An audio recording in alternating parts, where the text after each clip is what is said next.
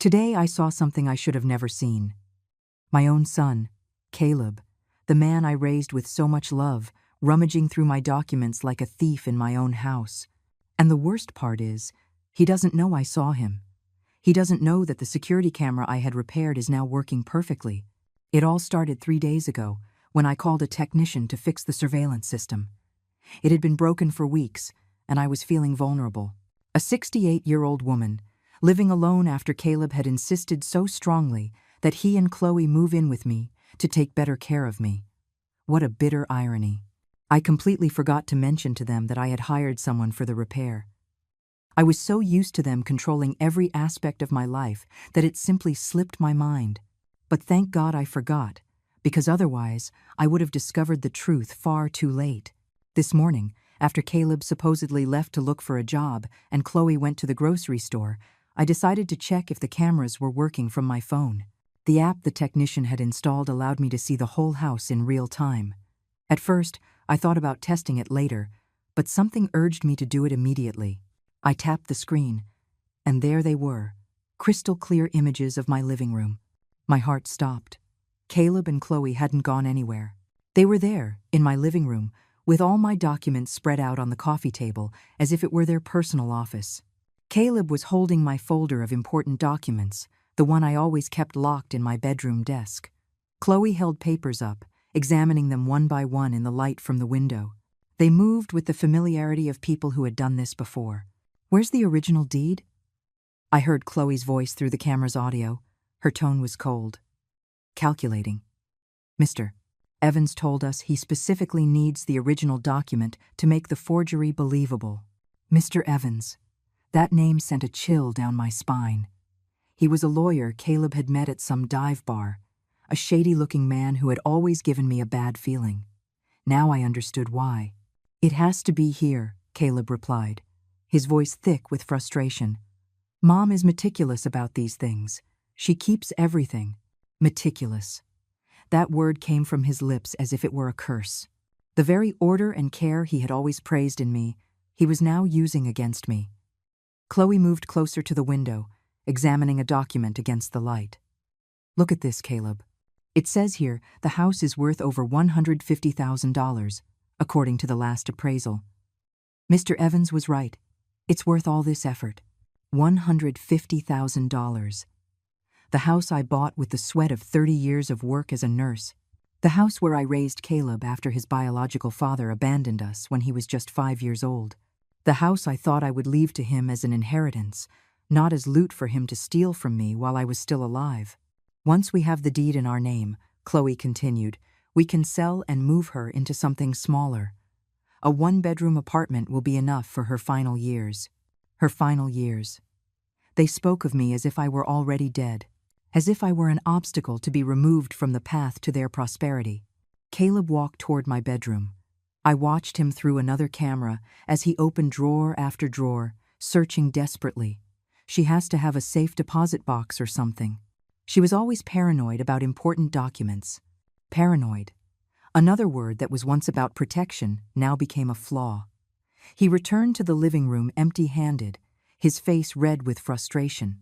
Chloe was waiting for him with her arms crossed, clearly annoyed by the delay. "Mr. Evans only gave us until Friday to get the original deed," she told him. "Without it, he can't do the job.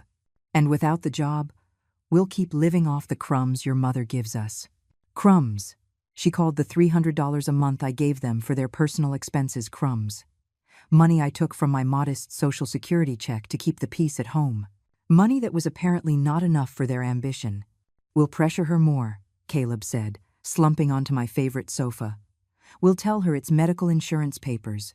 Something urgent she needs to sign. She's so confused lately. She won't even read what she's signing." Confused? Me. It was true that sometimes it took me longer to remember names or dates, something completely normal for my age. But they had been cultivating that narrative, making me doubt my own mental clarity every time I questioned their decisions. "What if she suspects something?" Chloe asked. Caleb shrugged with an indifference that broke my soul. "What's she going to do? Call the police on her own son? Besides, once we sign the papers with Mr. Evans, it'll be too late to reverse the process. Chloe smiled for the first time in the entire conversation. It was a cruel, satisfied smile. Perfect. So tomorrow, we'll bring her the forged documents from Mr. Evans and tell her it's to update her will. She'll sign without asking any questions. They got up to put my documents away, but not as they had found them. They arranged them carelessly, without the order I always maintained. It was as if they weren't even trying to hide that they had been snooping through my things. Before leaving the living room, Caleb stopped and looked directly toward where the camera was installed. For a moment, I thought he'd discovered me, that he knew I was watching, but he just stood there, thoughtful. "I wish we didn't have to do this," he muttered, more to himself than to Chloe. "Are you having second thoughts?" she asked him, her tone a mix of surprise and annoyance. "No, but—" Caleb sighed deeply. "She's my mother, Chloe, the woman who raised me alone, who worked double shifts to give me everything I needed." For a split second, a microscopic spark of hope ignited in my chest. Maybe there was something left of the little boy who used to hug me when he had nightmares. Maybe there was still salvation for us. But Chloe walked over to him and placed a hand on his shoulder. "Caleb, honey, think about our future. Think about the children we want to have. Are we going to depend forever on an old woman who gets more senile every day? This house is our chance to be independent, to build something of our own." And just like that, with those poisonous words, the last vestige of my good son disappeared. I watched as his expression hardened again, as greed once more took hold of his features. "You're right," he said finally. "It's time to think about us." They left the living room, and I remained there, sitting in the kitchen, watching my phone screen as if it were a horror movie. But it wasn't fiction. It was my real life, crumbling before my eyes. For 35 years, I built that man. I fed him, clothed him, educated him, comforted him in his failures, and celebrated his triumphs. I worked myself to exhaustion to pay for his college. I gave up on finding love again to focus on him. And now, my greatest creation had become my greatest betrayal. But there was something Caleb and Chloe didn't know, something that would turn them from hunters into prey without them even realizing it. I had all their conversations recorded. I had the evidence of their criminal conspiracy. And for the first time in months, I had the power to decide my own destiny. The war was just beginning, and they didn't even know they had already lost. For the next 3 days, I lived a double life I never imagined possible. On one hand, I was the same old Eleanor, the loving mother who made breakfast, asked about their plans, and smiled when Caleb kissed my forehead before leaving. On the other hand, I was an undercover detective in my own home, documenting every move, every conversation, every piece of proof of the greatest betrayal of my life. Technology had become my secret ally. The app the technician installed on my phone allowed me to access the cameras 24 hours a day. I could see the living room, the kitchen, the main hallway, even part of the room that Caleb and Chloe had turned into their private sanctuary. On Tuesday morning, I watched them plan their next steps. Chloe was sitting on my sofa, her laptop open and several papers scattered around her. Caleb paced back and forth, clearly nervous. "Mr. Evans says he has the documents ready," Chloe reported, reading something on the screen. "But he needs us to bring the original deed to make the final signature comparisons." "What if Mom notices it's missing?" Caleb asked, biting his nails. A habit he'd had since childhood that I had always tried to correct. Chloe looked up with that cold smile. I was beginning to know all too well. "Caleb, your mother is 68 years old. She hasn't looked at those documents in months. Besides, we can just borrow it for a few hours and put it back before she even notices. Borrow it." They talked about stealing the deed to my house as if it were a library book. But what if? Caleb stopped mid-sentence and glanced toward the kitchen, where I was supposedly making lunch. "If what?" Chloe insisted. "What if she suspects something? I've noticed she's been more attentive lately, like she's watching us." My heart raced. Had I been that obvious? Had they found me out? Chloe laughed dismissively. "Caleb, please. Your mother spends most of her day watching her soap operas and talking to herself. If she were that attentive, she would have noticed you've been lying about looking for a job for 2 weeks. 2 weeks. So he wasn't even looking for work, as he had told me. It was all part of their act to keep me calm while they executed their plan. You're right, Caleb admitted, though his voice still sounded unsure. It's just, I don't know. I feel like she's judging me all the time. That's your guilt, Chloe retorted coldly. You still see that woman as your sainted mother instead of what she really island. An obstacle to our future. An obstacle. That word echoed in my head like a funeral bell. To the woman my son had chosen as his life partner. I was not a person. I was simply something to be removed from the path. Besides, Chloe continued, snapping her laptop shut, once we have the house, we can look for a decent nursing home for her. Something affordable but comfortable. With the $150,000 from the sale, we can invest in our own business and still have enough left over to take care of her properly. A nursing home. The phrase hit me like a hammer to the chest. They wanted to sell my house and lock me away in an institution with the money from my own property. The cruelty of their plan was so refined it almost seemed professional. Caleb sat down next to her, and for the first time in days, he seemed to relax. You really think it will work? Mr. Evans has done this before, Chloe replied, stroking his hair as if he were a small child. He says he has a contact at the county records office who can expedite the property transfer. In 2 weeks, max, the house will be in our name. 2 weeks. They had everything timed with military precision. And the money? Caleb asked. Mr. Evans is charging $5,000 for the whole process. It's expensive, but consider that we're talking about a net profit of over $100,000. It's an investment worth making. $5,000. The price they had put on my trust, my home, my dignity as a mother. For the rest of the day, I acted with superhuman normalcy. I made their favorite meals. I asked about their plans. I even offered them extra money to go out to the movies.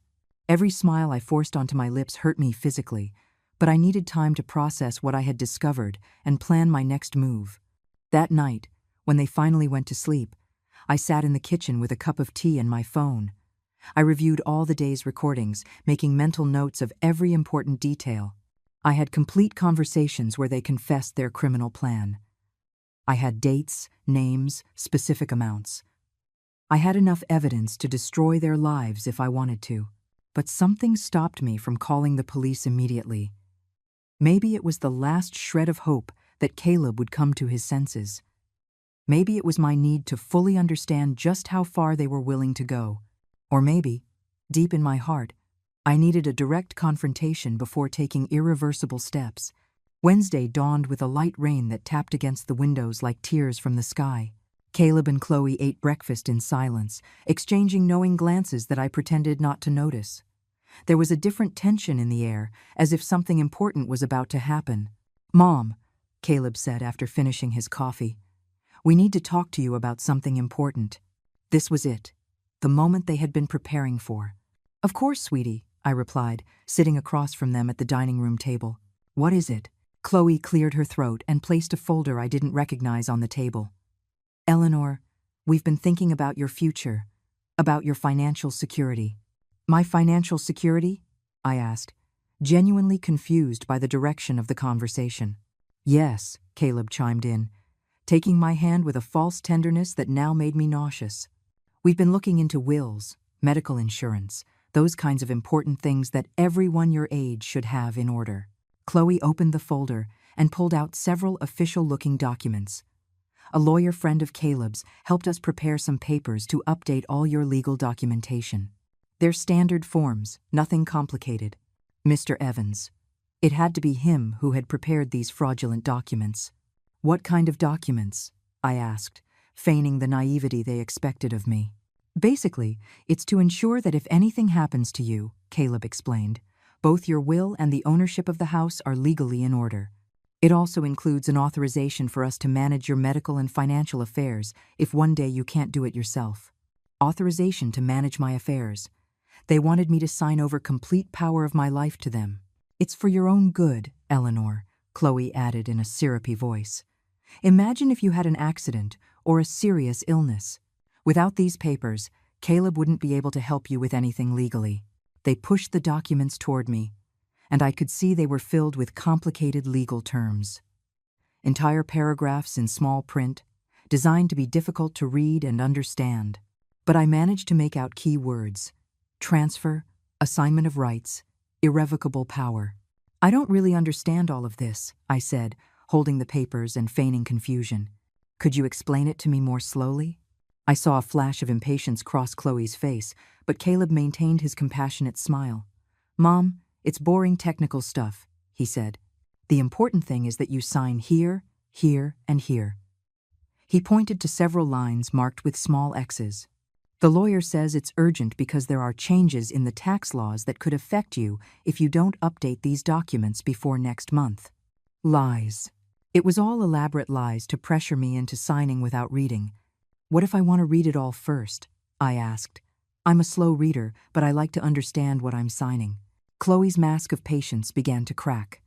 Eleanor, it's over 20 pages of legal jargon. It would take you days to fully understand it, and like Caleb told you, it's urgent. Besides, Caleb added, we trust that the lawyer did everything correctly. He's a very respected professional. Respected. Mr. Evans, the man who, by their own words, had done these kinds of frauds before. Well, I said finally, placing the papers on the table. Let me think about it until tomorrow. It's a very important decision, and I want to be sure. The silence that followed was so thick you could have cut it with a knife. Caleb and Chloe exchanged an alarmed look they tried to hide. Mom, Caleb said, his voice taking on a firmer tone. We really need you to sign today. The lawyer gave us an appointment for early tomorrow morning, and if we don't bring the signed documents, we'll lose our chance. What chance? I asked. Chloe leaned forward, her patience finally running out. The chance to protect you legally. Eleanor, don't you trust us? Don't you trust your own son? There it was. The emotional manipulation they had been saving as their final card, turning my caution into a matter of family trust. Of course I trust you, I lied, picking up the pen Caleb had placed next to the documents. I just wanted to be sure. I saw them relax immediately. Their faces lit up with a mixture of relief and anticipated victory. They thought they had won. I held the pen over the first signature line and stopped. You know what? I'm going to call my doctor first, to ask if this could affect my health insurance. Mom! Caleb exploded, completely losing his composure for the first time. You don't need to call anyone. Just sign the damn papers. The shout echoed through the house like a gunshot. In that moment, I knew I had pushed too far. I could no longer keep pretending. The war had officially begun. Caleb's shout was still ringing in my ears when I saw his real face for the first time in years. The mask of the loving son was gone. There were no fake smiles or sweet words. There was only a desperate man, furious that his victim was resisting being devoured. Caleb, I whispered, letting the pen drop onto the table. Why are you yelling at me? He realized his mistake immediately. I watched him try to reconstruct his facade, struggling to regain control of the situation, but it was too late. The beast had shown its fangs. I'm sorry, Mom, he said, running his hands through his hair. It's just that I've been so stressed lately. The financial situation, the job search, it's all so overwhelming. Chloe put a hand on his arm, a gesture that looked calming but I knew was a silent warning to control his temper. What Caleb means to say, she intervened with a calm voice, is that these legal procedures are very stressful for everyone. That's why it's better to get this over with and not drag it out unnecessarily. Unnecessarily. As if my caution was a senile whim, and not the basic survival instinct of a woman who had just discovered her own family was betraying her. I understand you're stressed, I said, getting up from the table, but I'm not signing anything until I'm completely sure of what it means. I'm old, not an idiot. Those words came out of my mouth with more force than I had used in months. I saw them both freeze, surprised by my sudden firmness. No one's saying you're an idiot, Caleb muttered, but his tone had a dangerous edge. Then don't treat me like one, I retorted. These documents are staying here until I decide what to do with them. I took the papers from the table and put them in the first kitchen drawer I found. It was a symbolic gesture, of course, but I needed to show them I still had control over my own life. Caleb and Chloe remained at the dining table, talking in whispers I couldn't hear. I retreated to my room under the pretext of taking a nap, but I really wanted to review the recordings of the conversation I had just had. From the privacy of my room, with the door locked, I opened the app on my phone. There they were, still sitting in my dining room, but now they were speaking in low voices with agitated gestures. "This isn't going according to plan," Chloe was saying, clearly annoyed. She was supposed to sign without asking questions. "She's been more suspicious lately," Caleb replied. "Like she suspects something. You haven't told anyone about our plan, have you?" "Of course not. I'm not stupid." Chloe was thoughtful for a moment, drumming her fingers on the table. "We need to change our strategy. If she won't sign willingly, we'll have to pressure her another way." "What do you suggest?" "Your mother depends on us financially for a lot of things, right? The private medical services, the big shopping trips, the extra expenses." "Yeah, but her Social Security covers the basics." "Exactly, the basics." Chloe smiled maliciously. What would happen if suddenly those extra expenses disappeared? If she had to live solely on her pension? Caleb frowned, not fully understanding where the conversation was going. "Think about it," she continued. "Without our financial support, she'd have to cancel her private health insurance, rely solely on the public system. Without our car, she'd have to take public transport or expensive taxis. Without our help with the shopping, she'd have to carry heavy bags by herself." The perversity of their plan began to take shape before my eyes. They wanted to create an artificial crisis in my life to force me to depend completely on them. "That's brilliant," Caleb admitted, and the pride in his voice made me feel nauseous. "If we pressure her financially, she'll have no choice but to sign the documents to ensure our continued support." "Exactly. And if she resists, we simply tell her we can't afford to help her because we don't have stable jobs. That we need legal certainty about our shared future to justify that emotional and financial investment." Investment. They were talking about caring for his mother as if it were a business with an expected return on capital. "How long do you think she'll last?" Caleb asked. A 68-year-old woman, accustomed to a certain level of comfort, suddenly facing severe economic restrictions. Chloe shrugged. 2 weeks. Tops. 2 weeks. The same time frame they had mentioned before to complete the legal fraud. They got up from the table and headed toward their room. I heard them discussing the specific details of their economic pressure plan. They would cancel my supplemental health insurance that very day, deny me the use of the car for my medical appointments, and stop doing the grocery shopping that required heavy lifting. It was a plan of economic abuse designed to break my psychological resistance. And the most terrifying part was how well thought out it was. They knew exactly where my vulnerable points were and how to attack them methodically. That afternoon, while pretending to watch television in the living room, I observed them execute the first phase of their new strategy. Caleb called the health insurance company. "Yes, I want to cancel the supplemental policy for Eleanor Vega," I heard him say into the phone. "Effective immediately." "Correct. I'm her son, and I have legal authority for these matters." A lie. He had no legal authority over my affairs, but apparently the company didn't verify that information. Chloe, for her part, reviewed all the expenses they had been covering in recent months. She made a detailed list in her notebook. Specialized medications, transportation to medical appointments, grocery shopping, occasional cleaning services. "Tomorrow we start cutting all of this," she told Caleb when he returned from his phone call. "And when she asks us why, we tell her we're going through an economic crisis that prevents us from helping her like before. And what if she accepts living with fewer comforts?" "She won't," Chloe responded with absolute confidence. "I've watched your mother for months. She's a woman accustomed to a certain order, a certain quality of life.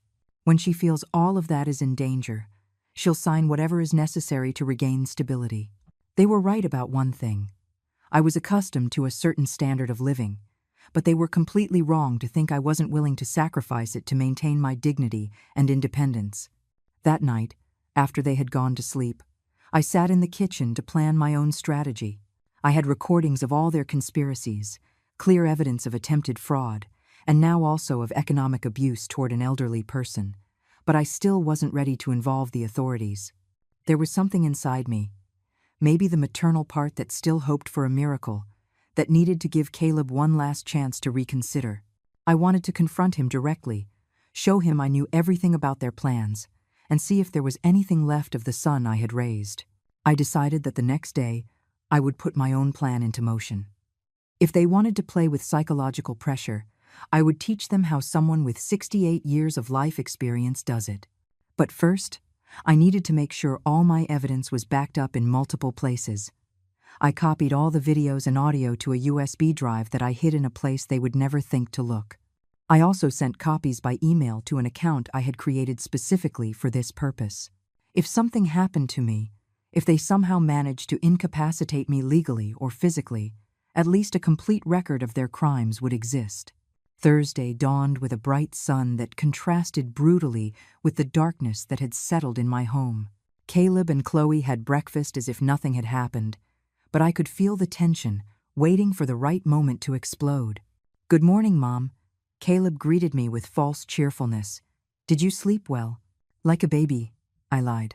In reality, I had spent most of the night awake, planning every detail of what was to come.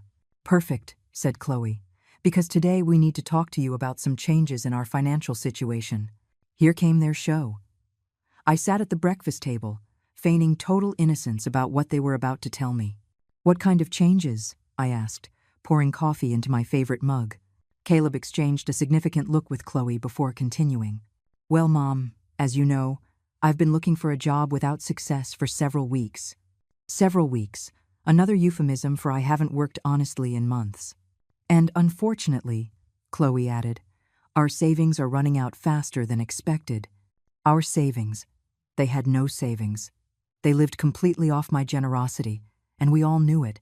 "That means," Caleb continued with a grave expression, "that we'll have to make some temporary adjustments to the family expenses." "What kind of adjustments?" I asked, though I already knew the answer perfectly well. "Well, things like your supplemental health insurance, the use of the car for non-urgent appointments, some extra expenses we've been covering." Caleb paused dramatically. "They're temporary measures, of course, until we find a more permanent solution." A more permanent solution. They were referring to stealing my house. "I understand," I said simply, taking a sip of coffee. "And what would that permanent solution be?" Chloe leaned forward, her eyes bright with anticipation. "Well, Eleanor, if we signed those legal documents from yesterday, we could have the legal security necessary to make long-term investments in our family situation." "Long-term investments." "Selling my house and putting me in a nursing home." "I see," I replied, staying perfectly calm. "So the documents from yesterday weren't just for my legal protection?" They froze. I had just shown that I understood perfectly the connection between their economic blackmail and the fraudulent papers. "Mom," Caleb began, "we just want what's best for everyone." "No," I interrupted, standing up from the table. "You want what's best for you, and you're willing to destroy your own mother to get it." The silence that followed was absolute. Finally, after days of acting, I had put all the cards on the table. The war was no longer secret. It was open, declared, and without quarter. The silence in the kitchen stretched like an oil slick. Caleb and Chloe stared at me with a mix of shock and calculation, as if they were completely re-evaluating their opponent. I was no longer the naive mother they had been manipulating. I was a woman who had discovered their game and was ready to confront them. "Mom," Caleb finally said, his voice laden with a false concern that I now found repulsive, "I think you're misinterpreting our intentions." "Really?" I replied, crossing my arms. "Then explain to me why your financial crisis coincides perfectly with your need for me to sign documents you won't let me read." Chloe intervened with that condescending smile she had perfected over months of manipulation. "Eleanor, I understand you might feel confused by all this complex legal information." "I'm not confused," I cut her off sharply. "I'm betrayed." The word landed on the table like a bomb. I watched Caleb physically flinch, as if he finally understood the magnitude of what he had been doing. "Betrayed," I repeated, savoring each syllable. "By the son I raised alone, whom I fed with my own labor, whom I educated by sacrificing my own comfort. The son who now wants to steal my house while I sleep. I don't want to steal anything from you." Caleb exploded, slamming his fist on the table. "All I'm doing is thinking about our shared future." "Our future?" I laughed bitterly. "Caleb, Your plan includes putting me in a nursing home with the money from my own house. In what part of that plan am I included as family and not as an obstacle? Chloe and Caleb exchanged an alarmed glance. I had just proven I knew more than they had calculated. I don't know where you get these ideas, Chloe muttered, but her voice had lost all its previous confidence. Ideas, I said. I pulled my phone from my pocket and placed it on the table. Do you want me to remind you of your exact words? About finding something affordable but comfortable for my final years? The color drained completely from their faces. Caleb looked at the phone as if it were a poisonous snake. You were recording us, he whispered. No, I replied with deadly calm. You were recording yourselves. You forgot that the security camera I had repaired is working perfectly. And you forgot to tell me you were going to confess all your criminal plans in my own living room. Chloe shot up abruptly, knocking over her chair. How long have you been spying on us? Since Tuesday, I admitted without flinching. 3 full days of recordings where you confess your conspiracy to forge my signature, steal my house, and get rid of me. I have complete conversations about Mr. Evans, the $5,000 the fraud costs, your plans to sell the property. Caleb stood up too, but he looked more like a cornered animal than a threat. Mom, please, let me explain. Explain what? My voice rose for the first time in the conversation. That your wife sees me as an obstacle? That you've been lying about looking for a job while you plan to rob me? That you consider my life to be worth only the $150,000 you can get for my house? It's not like that, he shouted, but his eyes were filled with tears of desperation, not sincerity. Then tell me, Caleb. I stepped toward him until we were face to face. When Chloe said it was time to stop seeing me as your sainted mother and start seeing me as an obstacle, what was your answer? Silence.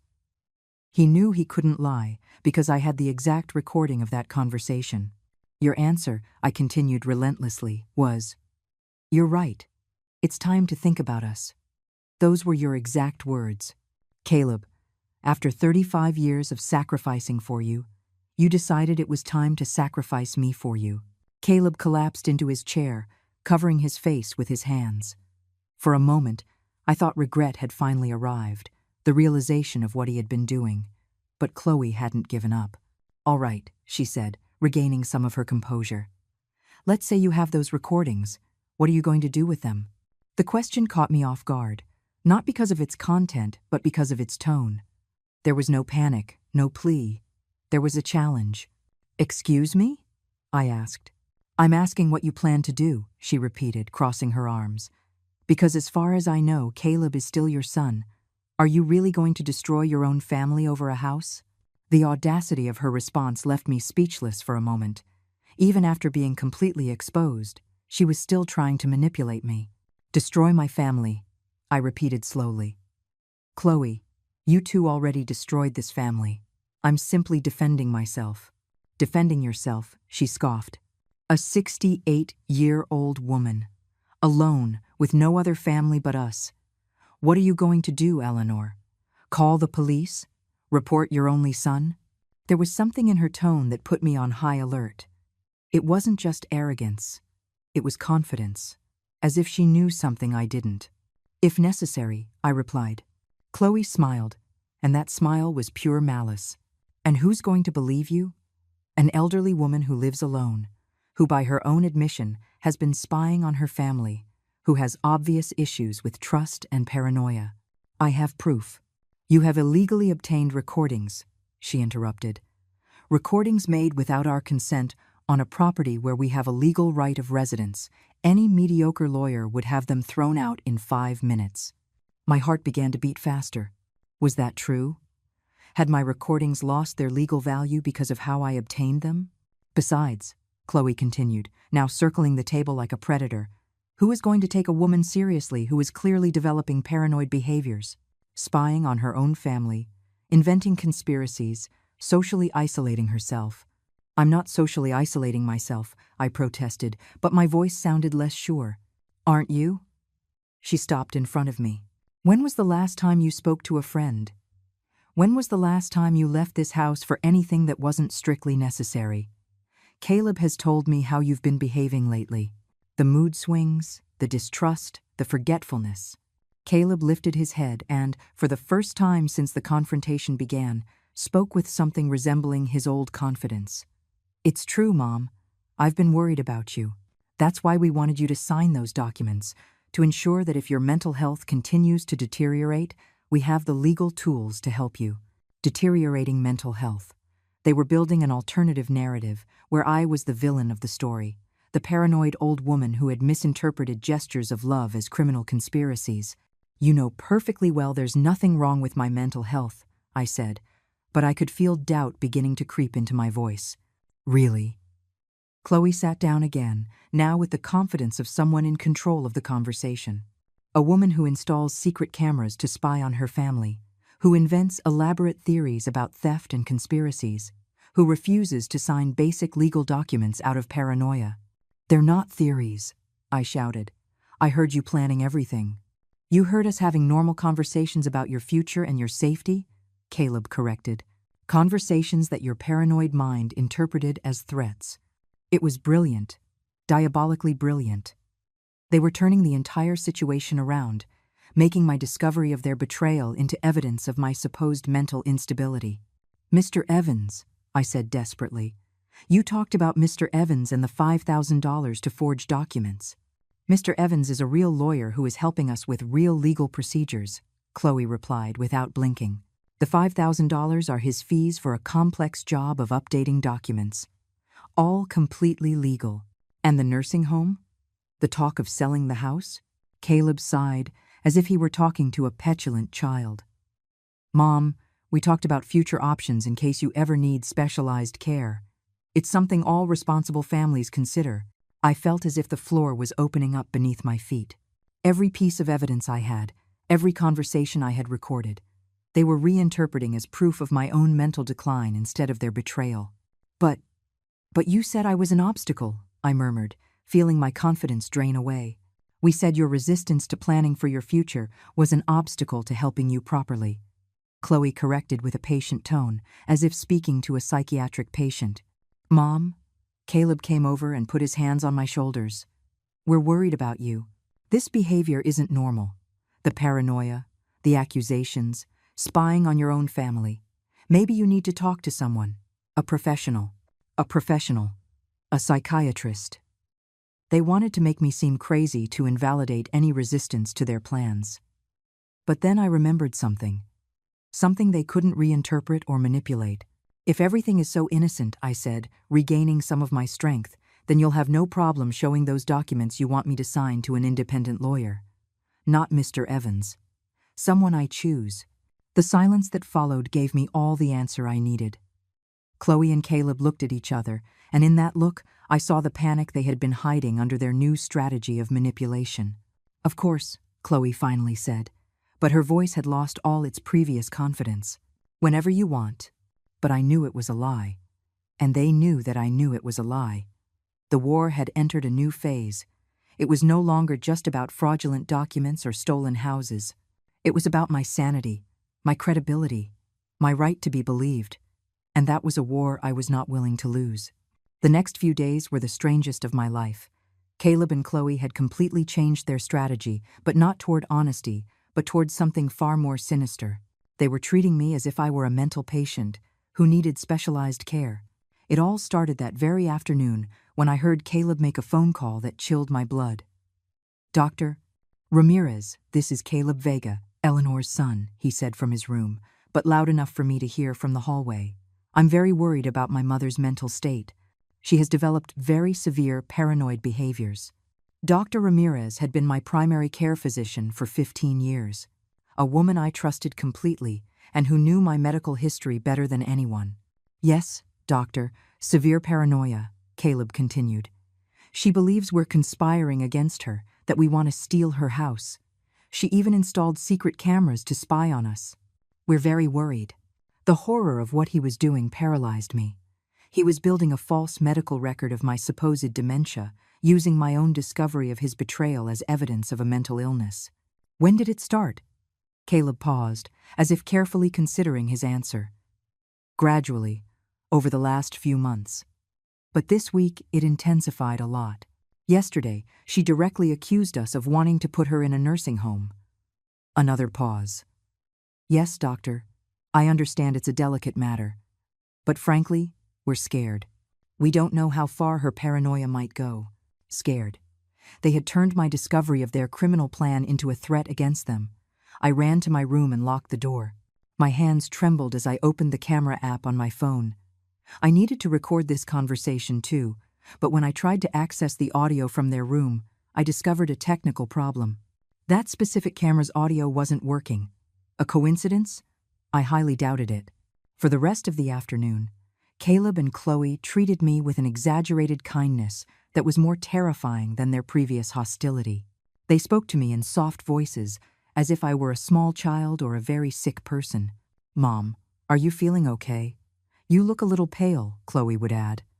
"Have you been sleeping well? Haven't you had any strange nightmares?" Every question was a trap.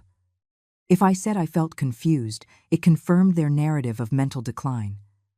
If I said no, they could interpret my denial as evidence that I was unaware of my own condition.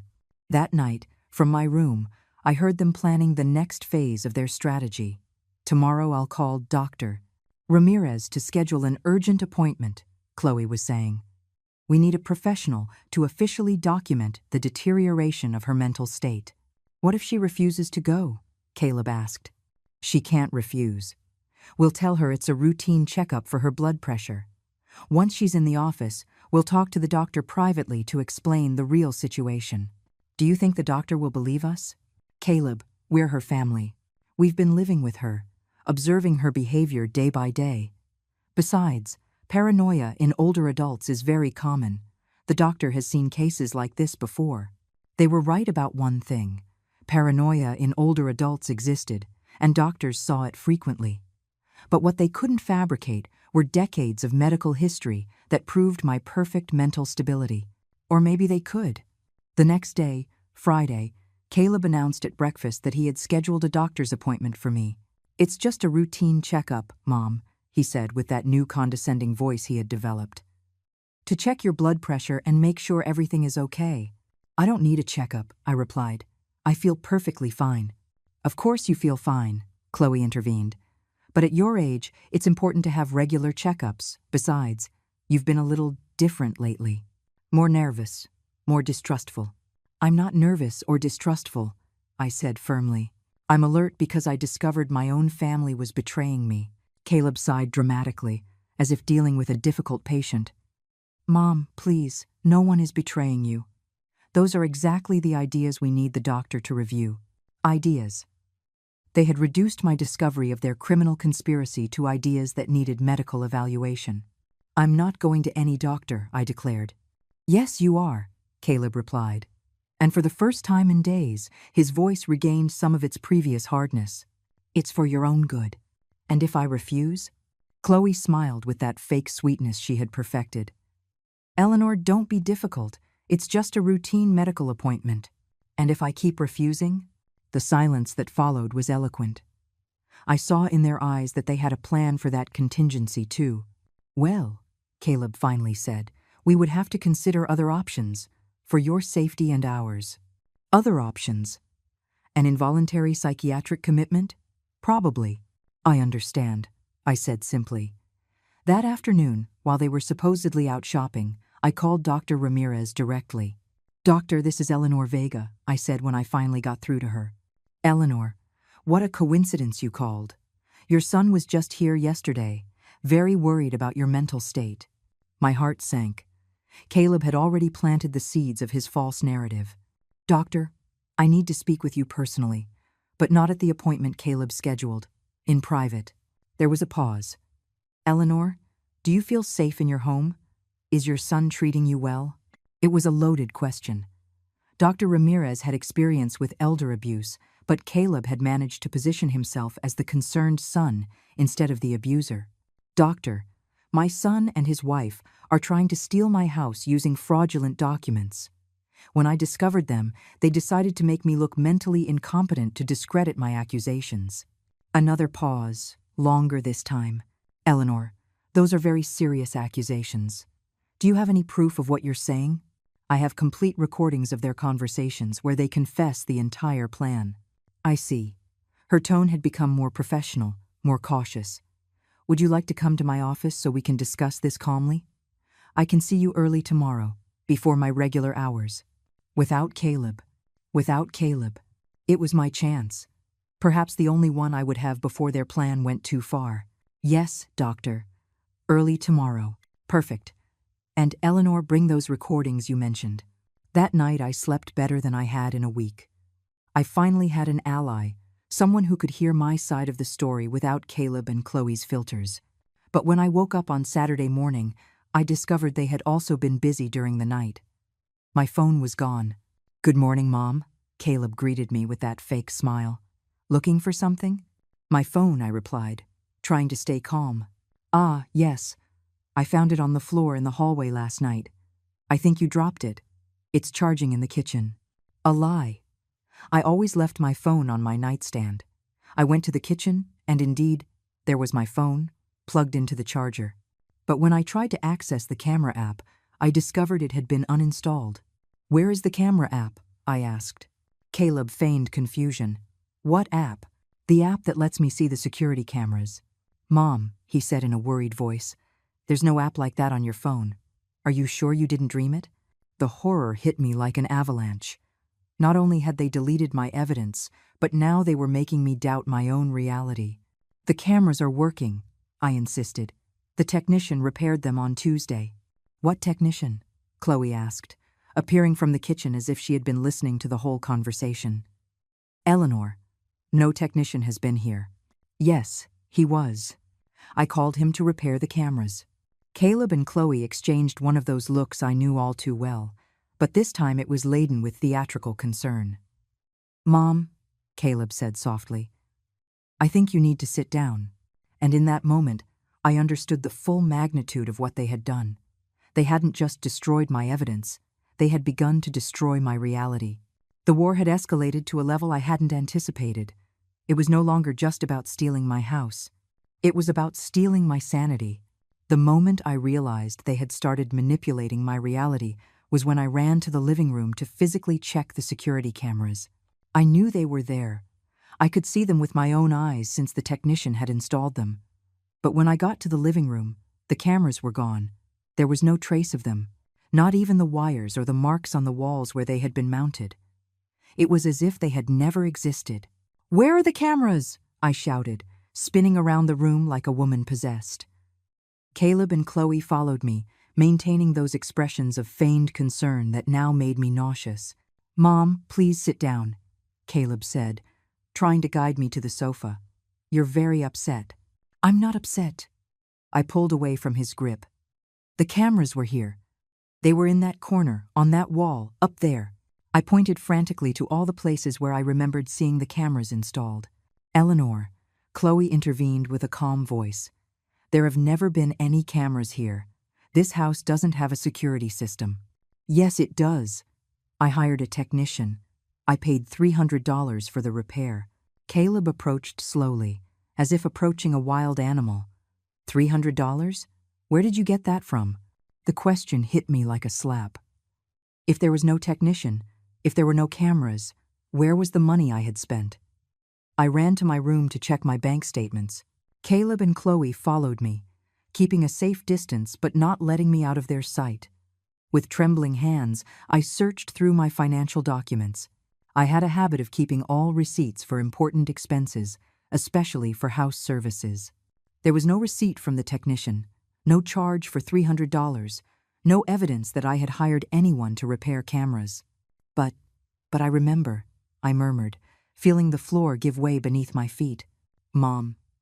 Caleb sat on the bed next to me. Sometimes our minds play tricks on us, especially when we're stressed or worried about something. No, I whispered. This isn't real. You're manipulating all of this. How could we manipulate your memories, Mom? Chloe asked gently. How could we make you remember things that never happened? It was a valid question, and that terrified me more than anything else. How could they have altered my memories? Was it possible I was really losing my mind? The recordings, I said desperately. I have recordings of your conversations. What recordings, Mom? On my phone. On the USB drive I hid. I ran to my desk and frantically searched the secret drawer where I had kept the USB drive with the backups. My hands shook as I rummaged through papers, documents, small objects. The USB drive wasn't there. Are you looking for this? Chloe held up a small USB drive in her hand. My heart stopped. Where did you find it? On your bedroom floor this morning? She replied with a worried voice. I thought you might have dropped something important. I snatched the drive from her hands and ran to my computer. I plugged it in with trembling fingers and waited for the files to appear. The drive was empty. Completely empty. No, it can't be, I muttered, checking folder after folder. All the recordings were here. Hours of audio and video where they confess everything. Eleanor? Chloe placed a hand on my shoulder. This drive is new. It's never been used. Look, it doesn't even have temporary files or usage marks. She was right. The USB drive was completely clean, as if it had just come from the store. But I copied them here, I insisted, my voice growing more desperate. I spent hours copying all the recordings. What recordings, Mom? Caleb knelt in front of me, taking my hands in his. Please, explain to me what you think you recorded. Your conversations about Mr. Evans, about the $5,000, about selling the house, about putting me in a nursing home. Mom, Caleb sighed deeply. Mr. Evans is a real lawyer. The $5,000 are for real legal procedures, and no one has talked about putting you anywhere. Yes, you did, I heard you. When? Where? On Tuesday morning, you were in the living room, going through my documents. On Tuesday morning, I was at job interviews all morning, Caleb said patiently, and Chloe was at her sister's house, helping with the kids. We weren't at home together until the afternoon. Chloe nodded. You can call my sister Yolanda if you want. I got to her house at 9 in the morning and didn't leave until 4 in the afternoon. And the job interviews? I asked weakly. Caleb took out his phone and showed me a series of text messages. Here are my exchanges with the companies where I had interviews. Look at the times, Mom. The messages clearly showed that Caleb had been busy with job interviews all of Tuesday morning. The times coincided exactly with when I remembered hearing them conspiring in the living room. But I saw you. My voice was barely a whisper. Mom, I think you had a very vivid dream, Caleb said gently. Sometimes dreams can seem so real that we mistake them for true memories. It wasn't a dream. I was wide awake. Are you sure? Chloe sat on the other side of the bed. You've been taking long naps lately. It's possible you were dreaming and didn't realize it. It was possible. For the past few weeks, I had been sleeping poorly at night due to stress, which led me to nap during the day. Was it possible I had confused a dream with reality? But the documents, I said, clinging to the last shred of my certainty. You wanted me to sign fraudulent documents. Caleb exchanged a look with Chloe before answering. Mom, we showed you completely normal legal documents. To update your will and ensure that if you ever need medical help, we can make decisions on your behalf. Can I see them again? Of course. Caleb left the room and returned with the same documents he had tried to make me sign days before. But when I reviewed them more calmly, without the paranoia I had felt then, they seemed different. They were standard legal documents. A medical power of attorney, a will update, basic authorizations for a family member to handle financial affairs in case of medical incapacity. Nothing sinister. Nothing fraudulent. See? Chloe said softly. They're completely normal documents that any responsible family should have. But you pressured me to sign them without reading. We suggested it wasn't necessary to read all the legal jargon because they are standard forms, Caleb corrected. But we never stopped you from reading them. In fact, when you said you wanted to think about it, we respected your decision. It was true. They had respected my decision not to sign immediately. And the economic blackmail? I asked desperately. What economic blackmail? You said you were going to cancel my health insurance, that you wouldn't let me use the car. Caleb frowned with genuine confusion. Mom, we told you we were going through financial difficulties and that we might have to make some temporary adjustments to the family expenses. But we never threatened to leave you without medical care. And Mr. Evans, the corrupt lawyer? Mr. Evans isn't corrupt, Mom. He's the lawyer, Doctor. Hernandez recommended to help us with all these procedures. You can call him if you want. Every explanation made sense. Every piece of evidence I thought I had crumbled before rational, verifiable explanations. Was it possible I was really losing my mind? Was it possible my mind had created an elaborate conspiracy where none existed? Mom.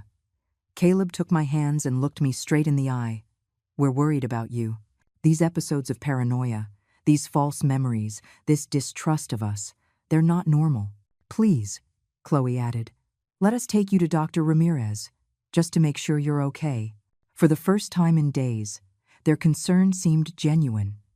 Their voices had lost that theatrical quality I had been detecting. They seemed genuinely scared for my well-being. And if the doctor says I'm fine? I asked in a small voice. Then we'll celebrate and apologize for ever doubting you, Caleb responded immediately. But Mom, we need to be sure. We love you too much to ignore these signs. We love you. I hadn't heard those words from their lips in days, and they sounded sincere. Was it possible that it had all been a product of my imagination? Was it possible that stress, loneliness, age had conspired to create fantasies so vivid that I had mistaken them for reality? Okay, I finally whispered. I'll go to Dr. Ramirez. Caleb and Chloe sighed with visible relief. Thank you, Mom, Caleb said, hugging me tightly. Everything's going to be okay, I promise. As he hugged me, a very small part of my brain was still screaming that something wasn't right, that this was all too convenient, too perfect.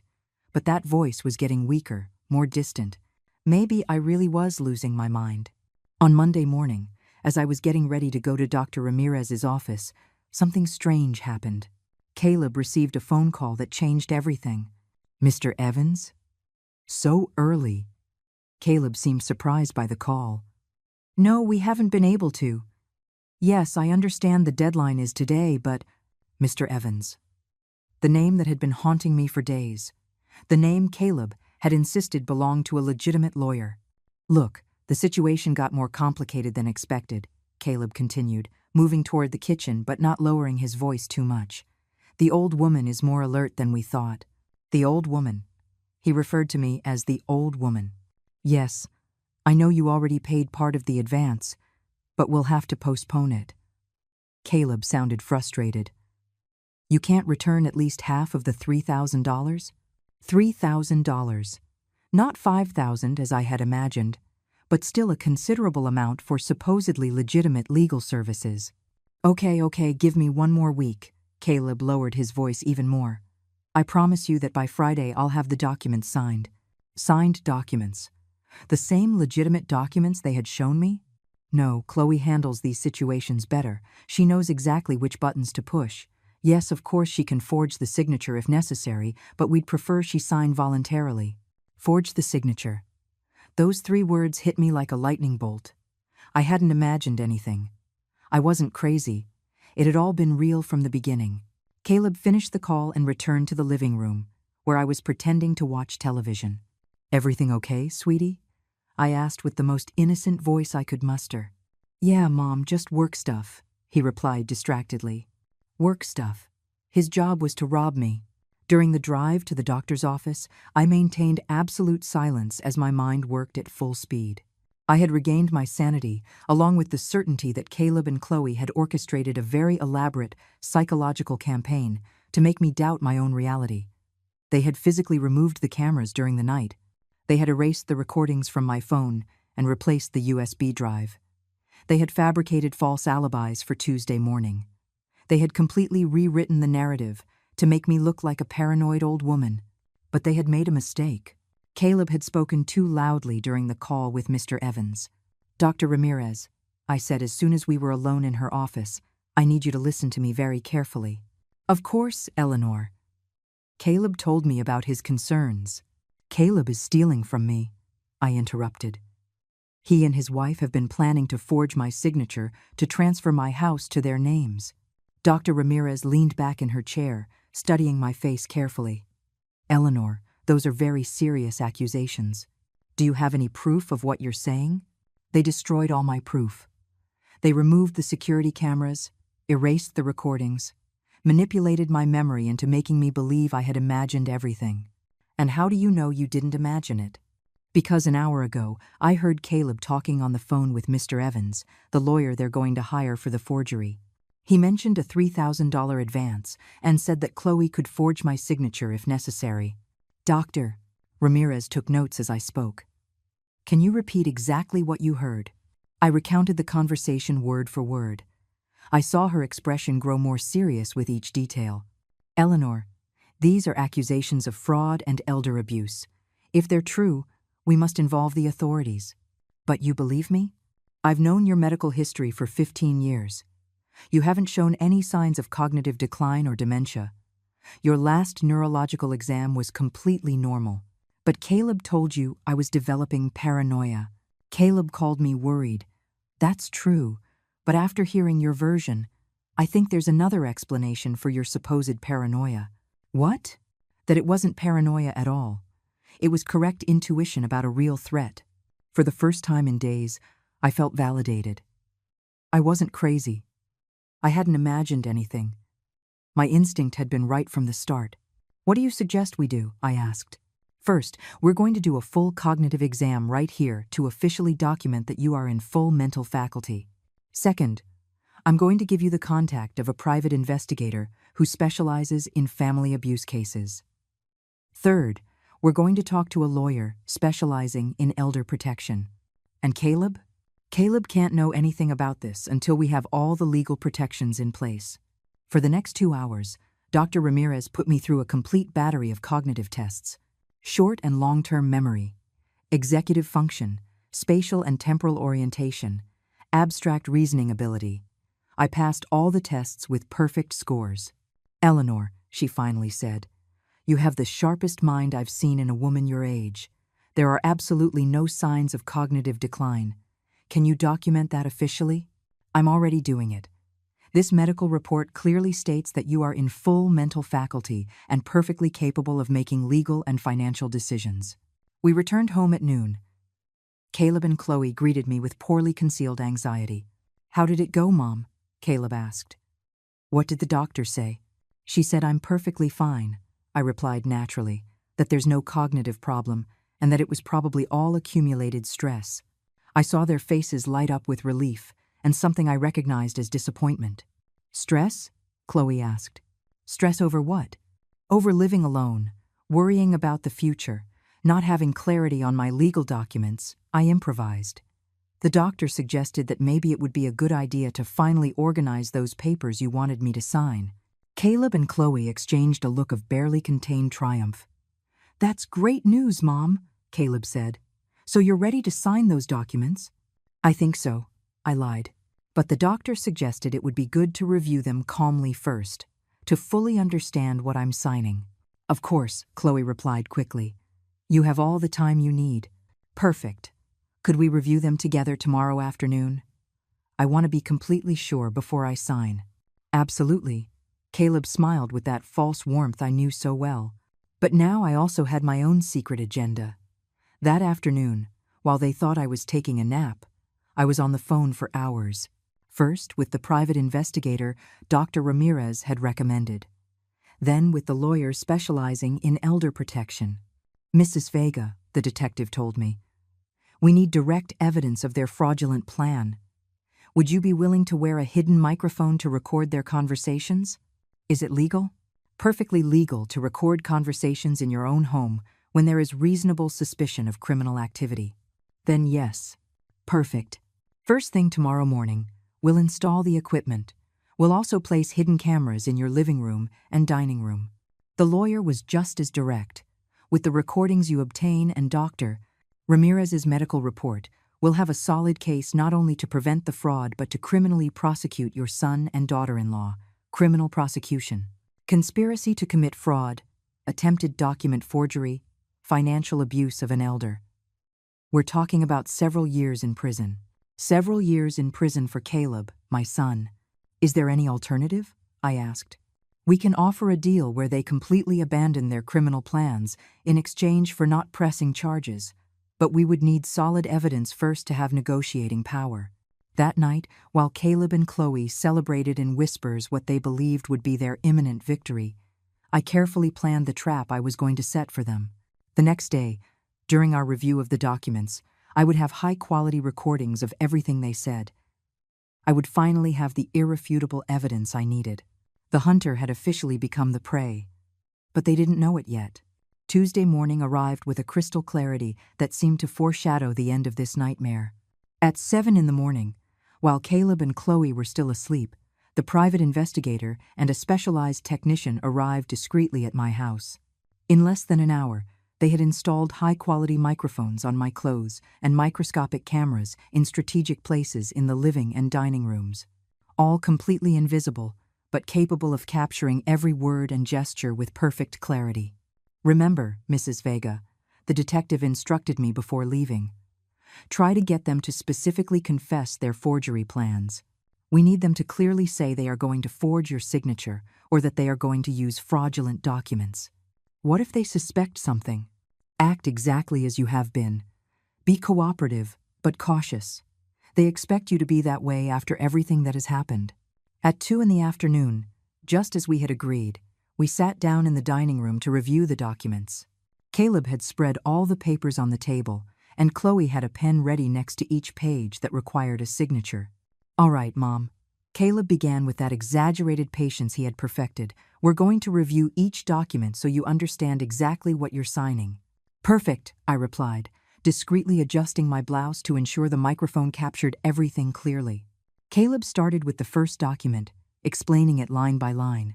It was indeed a legal power of attorney, but worded in a way that would give them almost absolute control over my finances and properties. "This document," he explained, "would allow us to manage your affairs if you were ever unable to do it yourself." "And what exactly does 'unable to do it myself' mean?" I asked. Chloe intervened. "Well, if you had an illness, or if your memory started to fail, or if you simply decided it was too much work to handle everything alone, or if you decided my memory was failing?" I asked with apparent innocence. Caleb tensed slightly. "Why would you say that, Mom?" "Well, after what happened last week, when you thought I was developing paranoia, that was different," he replied quickly. "You were showing real symptoms of confusion." "Real symptoms? Or convenient symptoms?" The silence that followed was tense. I saw Caleb and Chloe exchange warning glances. "I don't understand what you mean," Chloe finally said. "I mean, it's very convenient that just when I discover you want me to sign documents I don't fully understand, I suddenly develop memory problems that justify you taking control of my life." Caleb leaned forward, his patience beginning to crack. "Mom, no one is trying to control your life. Aren't you? Then explain to me why this document gives you the power to sell my house without my consent." "It doesn't say that," Chloe protested. "Yes, it does," I insisted, pointing to a specific clause. "Right here it says, you can dispose of real property as you deem convenient for the well-being of the grantor." Caleb sighed in frustration. "Mom, that clause is for emergency situations. If you needed expensive medical care, for example, or if you decided I needed care in a nursing home. Why do you keep talking about nursing homes?" Chloe's voice had acquired a cutting edge. "Because I heard you when you said that with the $150,000 from the sale of the house, you could find something affordable but comfortable for my final years." This time, the silence was absolute. Caleb had gone pale, and Chloe seemed to be rapidly calculating her options. "I don't know what you're talking about," Chloe finally mumbled. "Of course you know. Just like you know that Mr. Evans isn't a legitimate lawyer, but someone who specializes in forging documents." Caleb shot up from the table. "Where did you hear that name?" "In your phone conversation yesterday morning. When you told him that the old woman was more alert than expected and that Chloe could forge my signature if necessary." The mask finally fell completely. Caleb looked at me with a mix of panic and fury that reminded me of the child who used to throw tantrums when he was caught lying. "You've been spying on us," he accused. "I've been protecting myself," I corrected, "from my own son, who decided that stealing from me was easier than working honestly." Chloe approached me with slow, deliberate movements. "Eleanor, it doesn't matter what you think you heard. You have no proof of anything." "No proof. I stood up from the table, feeling a strange calm wash over me. Are you sure about that? Completely sure, she responded with arrogance, because we made sure you had no proof. Like when you removed the security cameras during the night?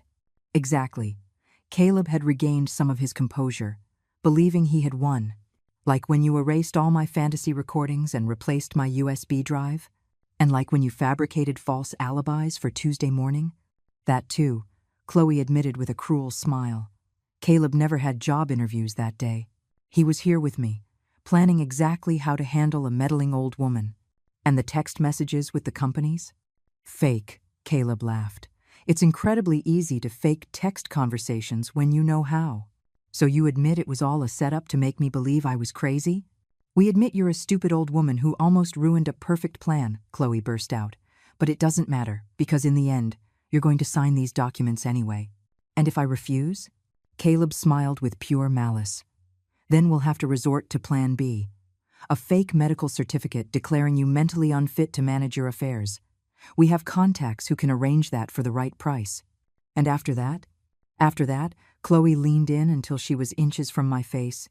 We put you in the cheapest place we can find and sell this house to finance our future. Our future without you, Caleb added with absolute coldness. Because frankly, Mom, you've already served your purpose in our lives. There it was. The full, clear, irrefutable confession of their entire criminal plan. I understand, I said simply. And you feel absolutely no remorse for betraying the woman who cared for you and loved you? Remorse? Caleb laughed bitterly. For a woman who has had us living like parasites off her crumbs? This house is worth a fortune, and we live like beggars waiting for your monthly handouts. Handouts of $300 a month, Chloe added with disdain, when we could be living like millionaires. Millionaires, I repeated, with my money. With the money that's rightfully ours, Caleb corrected. I'm your only son. That house should be mine by right. By right of having endured 35 years of your emotional manipulation, your maternal blackmail, your constant need for control. I see, I said, walking slowly to the window. So all of this is my fault. Completely your fault, Chloe confirmed. If you had been a less selfish mother, if you had given us access to your money voluntarily, none of this would have been necessary. I stood in silence for a long moment, looking out at the garden where I had taught Caleb to ride a bike, where we had played when he was a child, where I had dreamed we would have grandchildren running around one day. Well, I said finally, turning to face them. I suppose now I fully understand who you really are. And now that you understand, Caleb held out the pen to me. You can sign these documents and make all of this easier for everyone. I took the pen between my fingers and held it over the first page. You know what, Caleb? I said with a smile he couldn't interpret. You're right about one thing. About what? That I'm a stupid old woman. And then I dropped the pen on the table. But I'm not stupid enough to sign my own death sentence. The look of confusion on Caleb and Chloe's faces lasted exactly 3 seconds before the front door opened, and in walked the private investigator, 2 uniformed police officers, and my lawyer specializing in elder protection. Good afternoon, the detective said in a professional, calm voice. I'm Detective Joaquin Morales.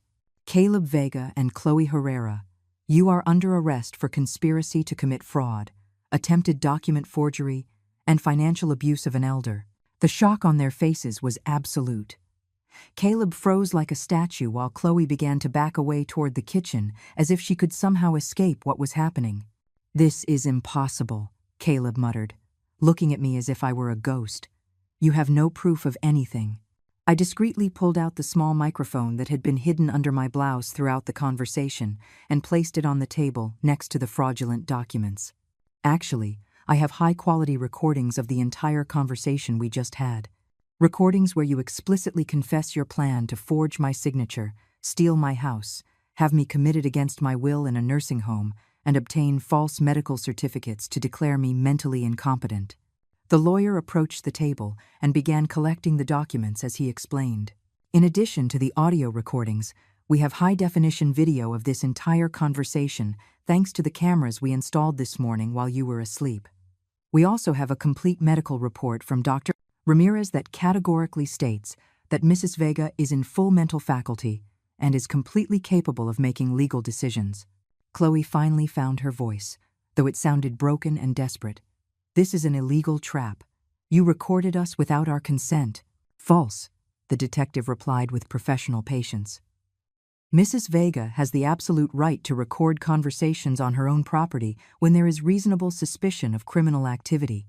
Furthermore, you voluntarily confessed all the details of your conspiracy without any coercion. Caleb finally reacted, but not with remorse, but with blind fury. This is all your fault, you damned old woman. If you had been a normal mother, if you had treated us like real family instead of constantly controlling us, none of this would have been necessary. Caleb, I said with a calmness that surprised even myself, for 35 years I worked double shifts as a nurse to give you everything you needed. I gave up on finding love again to focus completely on your education and well-being. I paid for your entire college education, supported you financially every time you lost a job, opened the doors of my home to you when you had nowhere to live. One of the police officers began to read Caleb his rights as he put him in handcuffs. But I continued speaking because I needed to say these words that had been growing in my chest for weeks. All I asked for in return was respect, honesty, and something resembling the filial love that any mother deserves. Instead, you chose to see me as an obstacle to your economic prosperity, as an inconvenient old woman you could manipulate, steal from, and discard when I was no longer useful. Chloe, as the second officer also handcuffed her, screamed in desperation. We took care of you. We lived with you. We kept you company. We helped you with everything. You took care of me the way vultures take care of a dying animal, I retorted without raising my voice, patiently waiting for the right moment to devour the remains. The only difference is that you didn't wait for me to die naturally.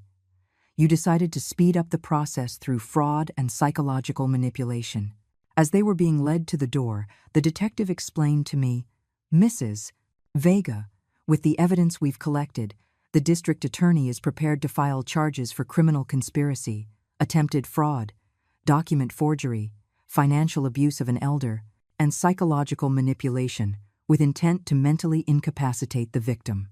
We're talking about sentences that could range from 5 to 15 years in prison for each of them.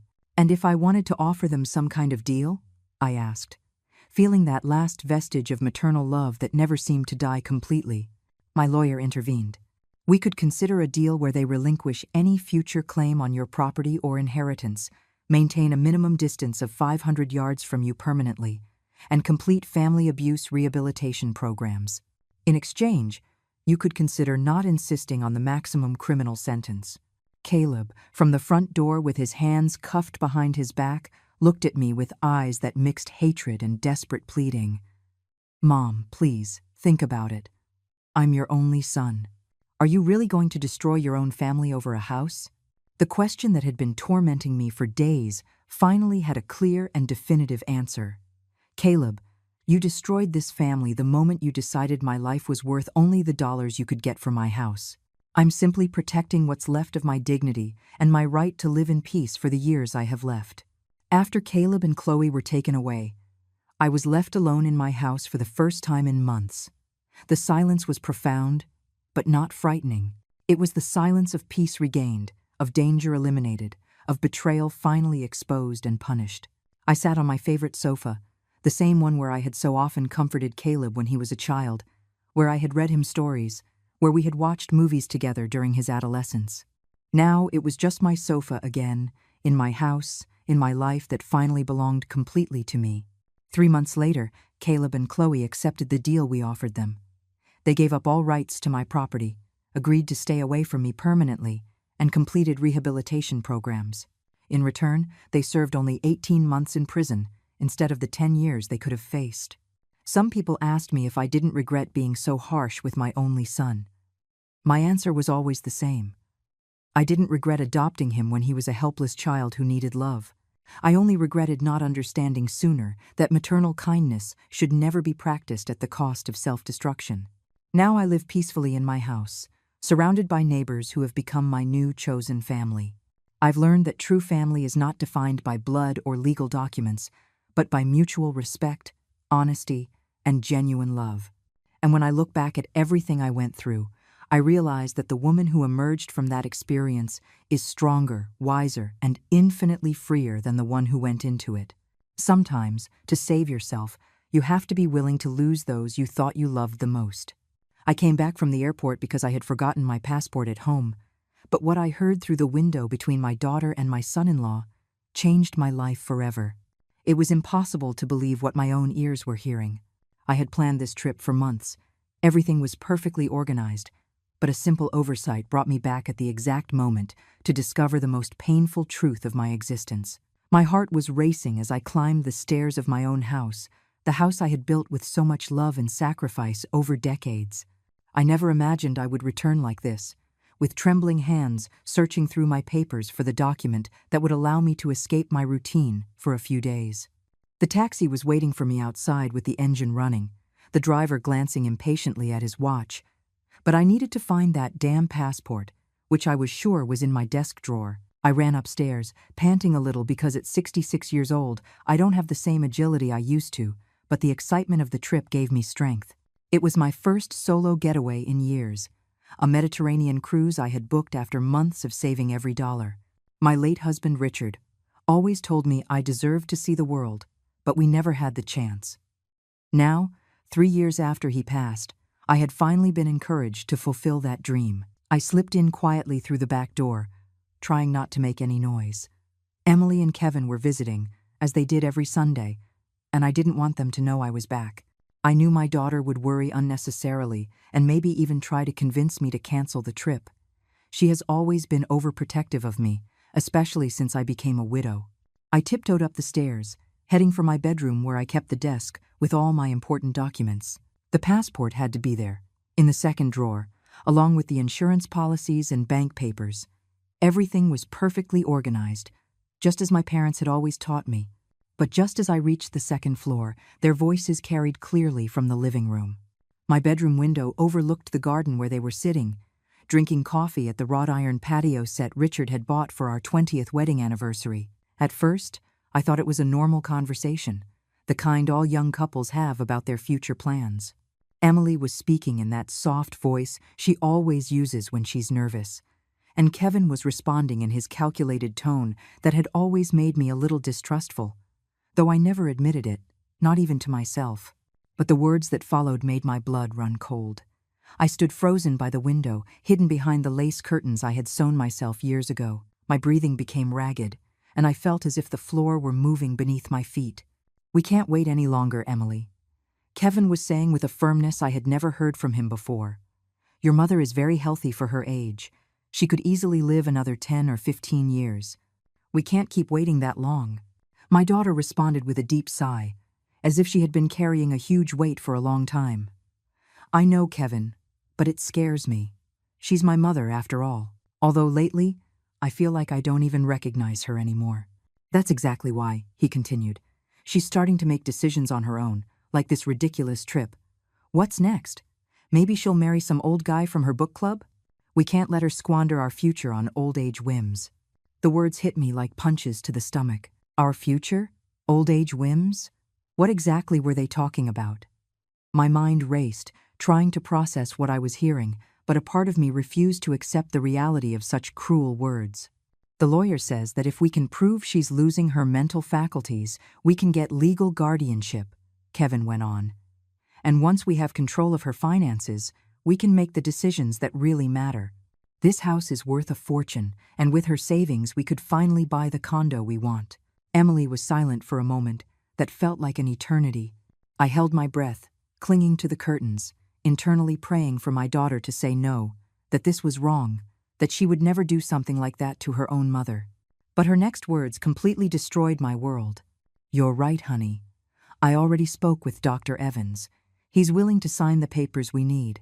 He says that at her age, it's easy to argue cognitive decline, especially if we show erratic behaviors like this sudden trip." I could hardly breathe. My legs were shaking so much, I had to lean against the wall to keep from falling. These were my loved ones, my only daughter, and the man she had chosen as her life partner, coldly planning how to take away everything I had built over decades of honest work. The sound of the taxi's horn broke through my thoughts. The driver was getting impatient. probably thinking I had changed my mind about the trip. But I wasn't thinking about cruises anymore, or passports. All I could think about were those terrible words I had just heard, about a betrayal I could never have imagined was possible. For 50 years, I built a life I thought was perfect, as orderly as a Swiss watch. Every morning I woke up at 6 o'clock sharp, prepared coffee in the same white porcelain cup Richard had given me on our first anniversary, and began my daily routine that never varied. I was a respected woman in the neighborhood, known for my punctuality, my impeccable garden, and my ability to host the best family gatherings. My house was my pride. Every corner reflected years of meticulous care. The plants in the garden grew lushly because I watered them religiously every afternoon at 5. The furniture gleamed because I polished it every Tuesday and Friday. Important documents were filed by date in the mahogany desk that had belonged to my father. Richard and I had worked tirelessly to build this life. He as an accountant at a textile company for 30 years, and I as an elementary school teacher for 25. We never had extravagant luxuries, but we never lacked for anything. We saved every dollar, calculated every expense, and planned every investment, always thinking of Emily's future. When our daughter was born, I felt that life finally had complete meaning. She was a beautiful, calm baby who slept through the night from 3 months old. I raised her with the certainty that she would be a successful woman and, above all, a good person. I taught her values, principles, the importance of honest work, and respect for others. Emily was an exemplary student throughout her education. She never gave me any serious trouble, always got excellent grades, participated in school activities, and had friends from respectable families. When she graduated from college with honors, Richard and I cried with emotion during the commencement ceremony. I remember her in her seafoam green dress that day, radiant with happiness, hugging us and telling us that everything she had achieved was thanks to our example and dedication. She promised that one day she would repay us for all the effort we had invested in her education. I never imagined that repayment would be to snatch away everything I owned. She met Kevin when she was 28, at a conference for her job. He was an accountant like Richard, handsome, polite, with a promising future. I liked him at first. He spoke respectfully and helped with chores when he came for dinner. He seemed genuinely in love with my daughter. Richard approved of him immediately, saying he reminded him of himself when he was young. They were married in a small but elegant ceremony in our backyard. I took care of all the details, the flowers, the food, the decorations. Emily looked radiant in her ivory wedding dress, and Kevin never took his eyes off her. I thought they had found true love, just as Richard and I had decades before. The first few years of their marriage seemed like a fairy tale. They lived in a modest apartment near the city center, but were always happy when they visited us on Sundays. Emily would bake the desserts I had taught her to make as a child, and Kevin would help Richard with small repairs around the house. We were a close-knit family, or so I thought. After Richard's death 3 years ago, I felt the world collapse on my shoulders. 43 years of marriage aren't forgotten overnight. The house felt huge and empty. Every corner reminded me of him. For the first few months, I could barely function. I cried constantly and had completely lost my appetite. Emily and Kevin were my support during those difficult times. They came over every day, brought me prepared meals, and stayed to keep me company on the hardest nights. My daughter slept with me for the first few weeks, holding me when nightmares woke me up at midnight. Kevin handled the legal paperwork, the insurance claims, everything I didn't have the strength to manage. Gradually, I regained my will to live. I started tending my garden again, resumed my cleaning routines, and began to cook once more. Emily suggested I join the neighborhood book club, take yoga classes, and do activities to meet new people. I resisted at first, but eventually I took her advice. Life began to have color again. I made friends at the book club, women my age who were also widows, and understood exactly what I was going through. I started to enjoy small pleasures, a cup of tea in the afternoons, a good novel, chats with the neighbors about the flowers in the garden. I even started thinking about traveling. Richard had always wanted to see Europe, but we never had the opportunity or enough money. Now, with the house paid off and some savings accumulated, I could finally afford to fulfill the dream we had shared for so many years. When I told Emily and Kevin about my travel plans, their reaction was strange. They didn't show the excitement I expected, but rather concern. They said it was dangerous for a woman my age to travel alone, that I could get sick far from home, that it was better to wait, and maybe they could accompany me in the future. But I had made up my mind. For the first time in decades, I wanted to do something just for me, without asking for permission, without considering others' opinions. I felt free, independent, capable of making my own decisions. Richard would have been proud to see me so determined and brave. I organized everything meticulously: the passport, the reservations, the travel insurance, the right clothes. I even bought a new suitcase, a vibrant red one, because it seemed cheerful and optimistic. I was as excited as a little girl waiting for Christmas. I never suspected that this excitement, this new independence that made me so proud, was precisely what was fueling the sinister plans I had just overheard from my own window. "The problem is, she's still too sharp," Kevin continued while I remained hidden behind the curtains, feeling my world crumble word by word. "But Dr. Evans says that doesn't matter. With a few testimonies of erratic behavior and her age, we can get her declared mentally incompetent without much trouble." Emily sighed deeply. "What if she figures out what we're doing? You know my mom, Kevin. She's smarter than she looks. For years, she managed the household finances when Dad was alive. She never made mistakes with the numbers." "That's exactly why we have to act fast," he replied with a coldness that chilled me to the bone. "The longer we wait, the harder it will be to convince a judge, but if we present the case correctly, showing that she's making impulsive decisions like spending money on unnecessary trips, we can argue for impaired judgment." The words stabbed into my chest like sharp daggers. Unnecessary trips, impaired judgment. How could they talk about me like that? How could my own daughter, the child I had carried in my arms, nourished with my milk, comforted during every childhood nightmare, be planning to destroy my life in such a cruel way? "I already spoke with Susan too," Emily added, mentioning my best friend from the book club. "I told her I was worried because Mom had been acting strangely lately, that she sometimes gets confused with dates, that she repeats the same stories over and over." My heart stopped completely. Susan was my confidant, the person with whom I shared my joys and worries every Tuesday over coffee. Had Emily been poisoning our friendship with lies about my mental health? For how long had she been weaving this web of deceit behind my back? "Excellent," Kevin approved. "We need it to look like a pattern of concerning behavior. What else can you get?" "Well, we could also talk to Mrs. Gable, the next-door neighbor. She's always been a bit of a gossip. If I tell her I'm worried about Mom's mental health, she'll surely start inventing things she's noticed." The betrayal was deeper than I had imagined. They weren't just planning to steal my assets, they were systematically destroying my reputation, my social support network, everything that gave me a sense of belonging and dignity in the community where I had lived for decades. "Perfect," Kevin said. "And don't forget to document anything strange she does. If she gets up in the middle of the night, if she forgets to pay a bill, if she gets a name wrong, everything can be used as evidence."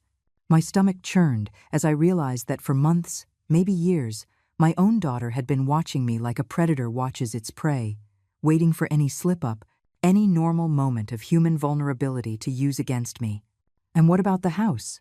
Emily asked. "It's the most valuable thing she has. Once we have guardianship, we can sell it easily. We'll say it's too big for her, that she needs to be in a safer place with specialized care. No one will question that decision, especially if she's already been declared incompetent." Tears began to roll down my cheeks, but I quickly wiped them away. I couldn't let them see me cry. I couldn't give them even that satisfaction. This house was more than a property. It was the home where I had raised my daughter, where I had loved my husband, where all the most important moments of my life had happened. "And what do we do with her after that?" Emily asked in a voice so casual it was as if she were talking about the weather. "There are several options. We could look for a cheap nursing home, one of those where the government subsidizes part of the cost. With her pension, and what's left after selling the house and paying off our debts, it should be enough to keep her comfortable." Comfortable? They were talking about locking me up in a home as if I were a piece of old furniture they no longer needed, but didn't want to throw away completely. My mind worked frantically, trying to process the magnitude of this betrayal, the coldness with which they were planning the theft of my entire life. Although, On second thought, Kevin continued, maybe a private facility, but further away would be better. That way we won't have to visit her as often, and she won't be able to cause trouble with the neighbors or old acquaintances. Emily laughed, a short, bitter laugh. I had never heard from her before. You're right, the further away, the better. That way, we can live in peace without worrying that someone might believe her if she tries to tell a different version of the story. The plan was perfect, diabolically perfect. They would isolate me from my entire known world, from all the people who could help me or believe my side of the story. They would turn me into a confused and abandoned old woman in a strange place, while they enjoyed everything Richard and I had built over decades of sacrifice. When do we start? Emily asked, and in her voice I detected an impatience that made my blood run cold. Next week, while she's on her trip, we can start moving some things around. We'll go through her papers, photograph the important documents, maybe even take some jewelry and valuables without it being immediately noticeable. My breathing became ragged. Not only were they going to rob me legally, but they were also going to ransack my house while I was away, trusting them. They had probably already been taking mental inventories during their Sunday visits, calculating the value of every object, every memory, every family heirloom. Be careful with Grandma's jewelry, Emily warned. Mom knows it by heart. She would notice if any of it was missing. Don't worry, Kevin replied. We'll just take a few less conspicuous pieces at first. By the time she realizes, it'll be too late for her to do anything about it. The taxi's horn sounded again, more insistent this time. The driver probably thought I had changed my mind about the trip, but I could no longer think about cruises or passports. My mind was completely focused on this devastating revelation that had changed my life forever. I needed time to process all this, to plan what to do. I couldn't confront them now. I wasn't ready. I needed to be smart, strategic. They thought I was a naive old woman who was easy to manipulate, but they were about to find out that they had gravely underestimated Clara. I stood motionless behind the curtains for several minutes after they finished talking, trying to process the magnitude of what I had just discovered. My mind filled with memories that now took on a completely different meaning, like pieces of a sinister puzzle finally clicking into place. How many times had Emily casually commented on my supposed confusion with dates? How many times had Kevin insisted on reviewing my bank statements to help me? How many times had they exchanged knowing glances that I had interpreted as a couple's love, when they were actually conspiracies against me? I remembered that afternoon 2 months ago when Emily came to visit and found me looking for my reading glasses. "Mom, you're wearing them," she had said with a strange smile, but I clearly remembered leaving them on the nightstand. I now wondered if she had moved them deliberately so she could later tell that story as evidence of my mental decline. I also remembered when Kevin had so graciously offered to accompany me to the bank to simplify my paperwork. He insisted it would be easier if he had access to my accounts to help with monthly payments. I had interpreted that offer as filial love, but now I understood he was just laying the groundwork to gain full control over my finances. The times Emily had suggested I should consider selling the house because it was too big for one person. The times she had commented on how expensive it was to maintain such a large property. The times she had talked about the advantages of living in a retirement community where I would have more company and professional care. Every conversation, every suggestion, every gesture of supposed concern had been part of a meticulously designed plan to convince me to voluntarily give up my independence. And when that didn't work, they decided to take it from me by legal force. My hands trembled as I recalled Dr. Evans' visit last week. He had shown up without an appointment, saying Emily had called, worried about my health. He asked me strange questions about my memory, about whether I had been feeling confused lately, about whether I had experienced any episodes of disorientation. I had answered honestly that I felt perfectly fine, but he kept insisting, taking notes in a small notebook. Now I understood that visit hadn't been a medical consultation. It had been an evaluation to support their declaration of my mental incompetence. Dr. Evans, whom I had trusted for years, was colluding with my own family to destroy my life.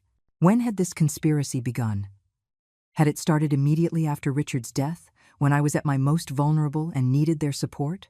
Or had it started even earlier, while my husband was still alive, patiently waiting for the right moment to execute their plan? The idea that they had been faking love and concern while planning my destruction filled me with a rage I had never felt before. But along with the rage came a deep, devastating sadness. My own daughter, the child I had carried in my womb for 9 months, nourished with my body, educated with my values, considered me an obstacle to her happiness. Where had I failed as a mother? What had I done wrong to raise a person capable of betraying me so cruelly? Had I been too generous, too permissive, or maybe not strict enough in teaching her about gratitude and respect for her parents? Richard always said Emily was perfect, that she was the daughter any parent would dream of having. How would he have reacted to this betrayal? Would he have felt as responsible as I did now? Or would he have seen the signs I had missed for all these years? The sound of their voices interrupted my painful thoughts. They were saying their goodbyes, getting ready to leave. I heard the scrape of chairs being moved, footsteps on the patio, the final words of a conversation that had destroyed my world forever. "Remember, honey," Kevin was saying, "we can't suddenly change our attitude toward her. We have to keep being the perfect daughter and son-in-law until everything is legal." "I know," Emily replied, "although it's getting harder for me to fake affection when I see her spending money on unnecessary things like that trip.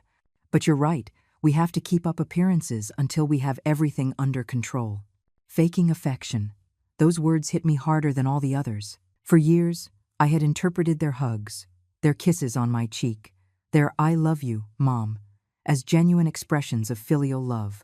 Now I discovered it had all been an elaborate performance, a mask to hide their contempt and greed. I heard the front door open and close. Their footsteps receded down the front path. The sound of their car engine started and gradually faded into the distance. Only then did I allow myself to collapse onto the bed, my body shaking from the shock of everything I had discovered. The taxi's horn was still honking outside, increasingly impatient.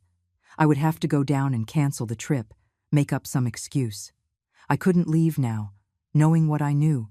I needed time to think, to plan, to decide how to face this devastating betrayal.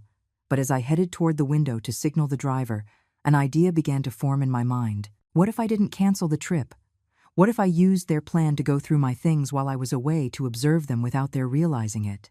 What if I pretended to be the naive old woman they thought I was, while I was actually investigating the true depth of their betrayal? They had gravely underestimated Clara. They thought she was a vulnerable widow who was easy to manipulate, but they were about to discover that the woman who had built a life with Richard, who had raised a daughter and managed a household for decades, had resources and strength they couldn't even imagine. If they wanted to play dirty, I would teach them what it really meant to face a woman who had nothing left to lose and everything to fight for. I walked down the stairs with firm, determined steps, though my heart was beating like a war drum. The taxi driver looked relieved when I appeared at the front door with my red suitcase and a smile that, though forced, must have seemed convincing. "Sorry for the delay," I said in the calmest voice I could manage. "I'm ready for the airport now." During the entire ride, I made casual conversation with the driver, commenting on the weather and my excitement for the cruise. But my mind was racing, planning every move. I couldn't let Emily and Kevin suspect I had discovered their plan. My only advantage was that they believed they had me completely fooled. At the airport, while waiting for my flight, I called Susan from a payphone. I needed to know exactly what Emily had told her about my supposed mental decline. "Susan, dear," I began naturally, "I'm at the airport about to leave, but I wanted to ask you something. Have you noticed anything strange about me lately?" There was an awkward pause before Susan answered. "Well, Clara, the truth is, Emily came to see me a few weeks ago. She was very worried about you. She said you'd been a bit confused about things." My stomach tightened, but I kept my voice serene. "Confused how, exactly?" "She said you repeated the same stories several times, that you sometimes forgot where you put things, that you'd had a few episodes of disorientation." I told her I hadn't noticed anything unusual, but she insisted it was very subtle and that maybe I hadn't realized. The poison was spreading exactly as they had planned. And what else did she say? She also mentioned you were making impulsive decisions, like this trip. She said she was worried because it wasn't typical of you to do something so spontaneous without consulting the family. Every word confirmed the depth of their betrayal. They had been building a carefully designed narrative to make my independent decisions look like symptoms of dementia. Susan, I want you to know that I feel perfectly fine. If you ever notice anything genuinely concerning in my behavior, please, tell me directly, okay? Of course, dear. Although I must admit, Emily seemed truly distraught. Maybe you should talk to her when you get back. After hanging up, I went to the airport gift shop and bought a small, discreet audio recorder. If they were going to use my words against me, I could play that game too. During the flight, I mentally worked out a detailed strategy for the coming days. The cruise was emotional torture, surrounded by happy couples and loving families. I couldn't stop thinking about the betrayal waiting for me at home. Every night, alone in my cabin, I cried silently for the daughter I thought I had, who in reality had never existed. But I also used that time to strengthen my resolve. I would not be defeated so easily. When I returned 5 days later, I acted as if nothing had happened. I told Emily and Kevin about the trip with genuine enthusiasm, showing them photos and gifts I had brought back. They smiled and asked questions, but I could see the impatience in their eyes, the anxiety to know if I had noticed anything different in the house. And indeed, several things had been subtly moved. My desk documents were in a different order. A few minor pieces of jewelry were missing from my jewelry box. They had even taken photos of certain furniture and paintings, probably to calculate their resale value, but I pretended not to notice anything, acting like the absent-minded old woman they believed I was. Over the next few weeks, I began my own silent investigation. First, I made an appointment with my trusted lawyer, Arthur, without mentioning anything to Emily. I explained that I wanted to review my will and make sure all my legal documents were in order. "Is there a specific problem you're worried about?" Arthur asked, noticing something in my tone. "Let's just say I've started to question some things about the people I trusted," I replied carefully. "Would it be possible to make some changes without anyone else finding out for now?" Arthur, who had been Richard's friend for decades, nodded with understanding. "Of course. Everything we discuss here is protected by attorney-client privilege." I also began to secretly document every interaction with Emily and Kevin. Every comment about my supposed confusion, every suggestion about selling the house, every question about my finances was recorded on my little device. Soon, I would have enough evidence of their pattern of manipulation. But the most revealing investigation happened when I decided to follow Kevin one afternoon. I had noticed he was leaving work early on Wednesdays lately, and my gut told me there was more to it. I put on a large hat and sunglasses, feeling ridiculous but determined to uncover the truth. I followed him to a cafe on the other side of town, where he met a young woman with 2 small children. My heart stopped when I saw him hug her and kiss the children as if they were his own. This wasn't a business meeting or a casual get-together with a friend. I sat at a distant table, hidden behind a newspaper, and watched for an hour as Kevin acted like a loving father and husband with this secret family. The children called him Daddy. The woman spoke to him with the intimacy of a longtime wife. When they said goodbye, he handed her an envelope that clearly contained money. The final piece of the puzzle clicked into place. Kevin wasn't just planning to rob me to finance his life with Emily. He was also maintaining another family in secret. My daughter wasn't just a victim of his manipulations. She was also his unwitting accomplice in a much larger deception. That night, while pretending to watch television in the living room, Emily and Kevin were talking in the kitchen, thinking I couldn't hear them. My hidden recorder captured every word as they planned the next step in their strategy to have me declared incompetent. "Dr. Evans says he needs more documented evidence," Kevin was saying. "Erratic behavior, significant memory lapses, questionable financial decisions. We could hide her blood pressure medication," Emily suggested. "If she feels dizzy or confused, it would be easy to convince anyone she's losing her faculties." The cruelty of that suggestion took my breath away. They were willing to risk my physical health to achieve their goals. There was no longer any doubt that these people were capable of anything. But I was preparing, too. The war had begun, and they didn't know their opponent already knew all their cards. The confrontation came on a Tuesday afternoon when Emily came alone for her weekly visit. I had been avoiding them coming together. I needed to separate the pieces of their alliance to weaken them. I prepared coffee in my best porcelain set, as I always did, but this time every gesture was calculated with military precision. "Mom, I've been thinking a lot about your well-being," Emily began with that sweet voice I now recognized as completely fake. "Kevin and I think it might be a good idea for you to talk to someone about how you've been feeling lately." I placed the coffee cup in front of her with perfectly steady hands. "Someone like who, sweetie?" "Well, maybe a specialist. Dr. Evans knows some very good psychologists who work with people your age. It's nothing serious, just to make sure you're processing Dad's passing and all the change is well." There it was, the beginning of the next step in their plan. She wanted to take me to a psychologist who was probably also in on their conspiracy, someone who would officially document my supposed mental decline. I decided it was time to start revealing my cards. But gradually, "Emily, can I ask you something?" I sat across from her, studying every micro-expression on her face. "Do you think I've been acting strangely lately?" She avoided my direct gaze. "Not strangely, Mom, but, well, I have noticed a few things. Little memory lapses. Some decisions that seem a bit impulsive." "Like what decisions exactly?" "The trip, for example. You'd never done anything like that without consulting us first. And sometimes you repeat the same stories or look for things that are right in front of you." Every word came out of her mouth, as if she had rehearsed the speech dozens of times. She probably had. "You know what's funny, Emily? Susan told me you went to talk to her about my supposed memory problems." For the first time, I saw a flicker of panic in her eyes. "I was just worried, Mom. I wanted a second opinion from someone who knows you well." "And Dr. Evans? Were you so worried that you had to call him to come over without me asking for a consultation?" She was clearly nervous now. Her hands trembled slightly as she lifted her coffee cup. "Mom, I don't understand why you're questioning all this. We just want what's best for you." I stood up slowly and walked to the window, the same window from which I had heard the conversation that changed my life. "You know what else is funny, my dear daughter? I found something very interesting at the bank yesterday."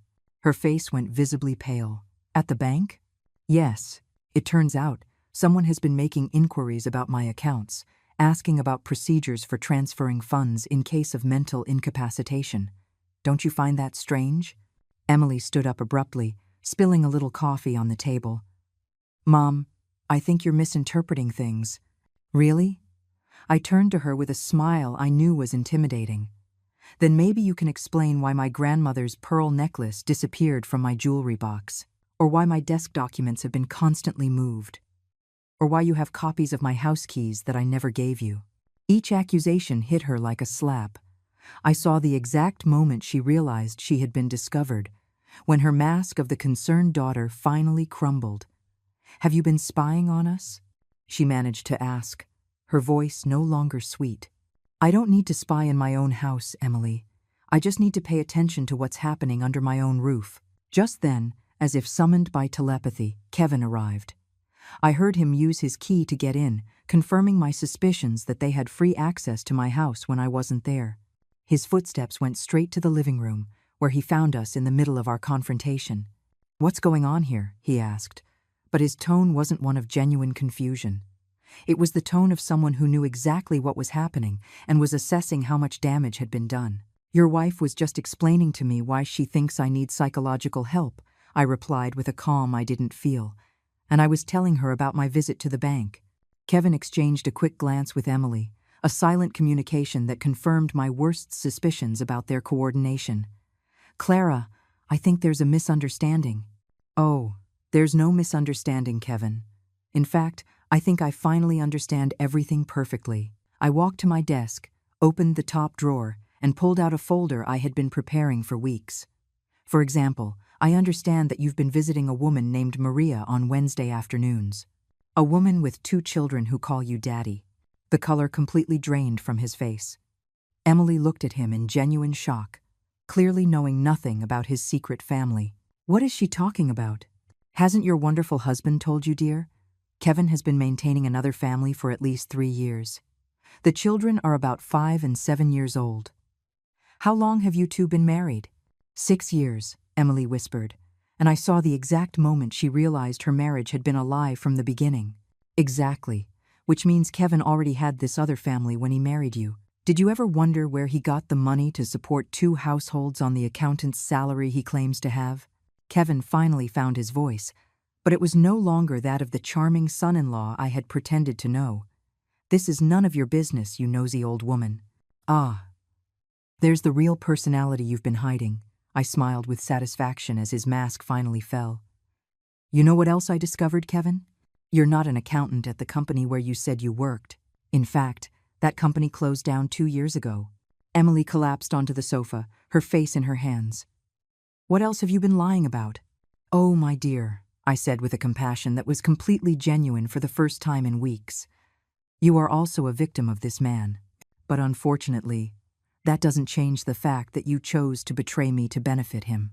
The room filled with a tense, dangerous silence. The three of us knew there was no turning back, that all the cards were on the table, and that the open war had finally begun.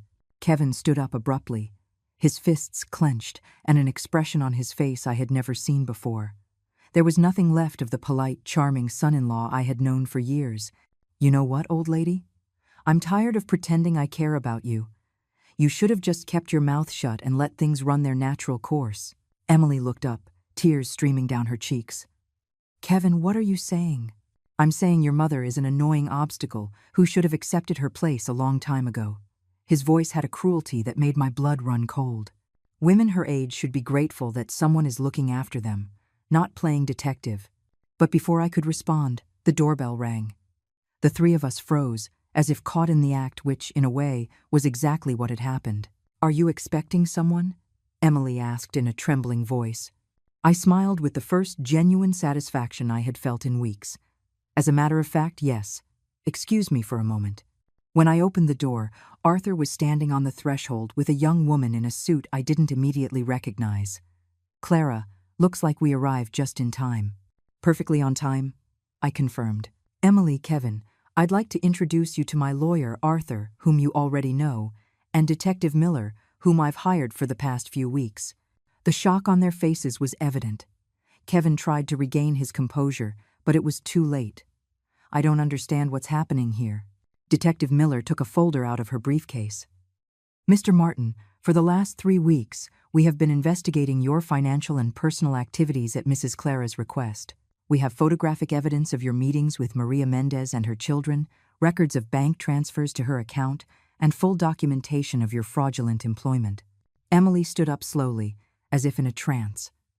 Mom, how long have you known all this?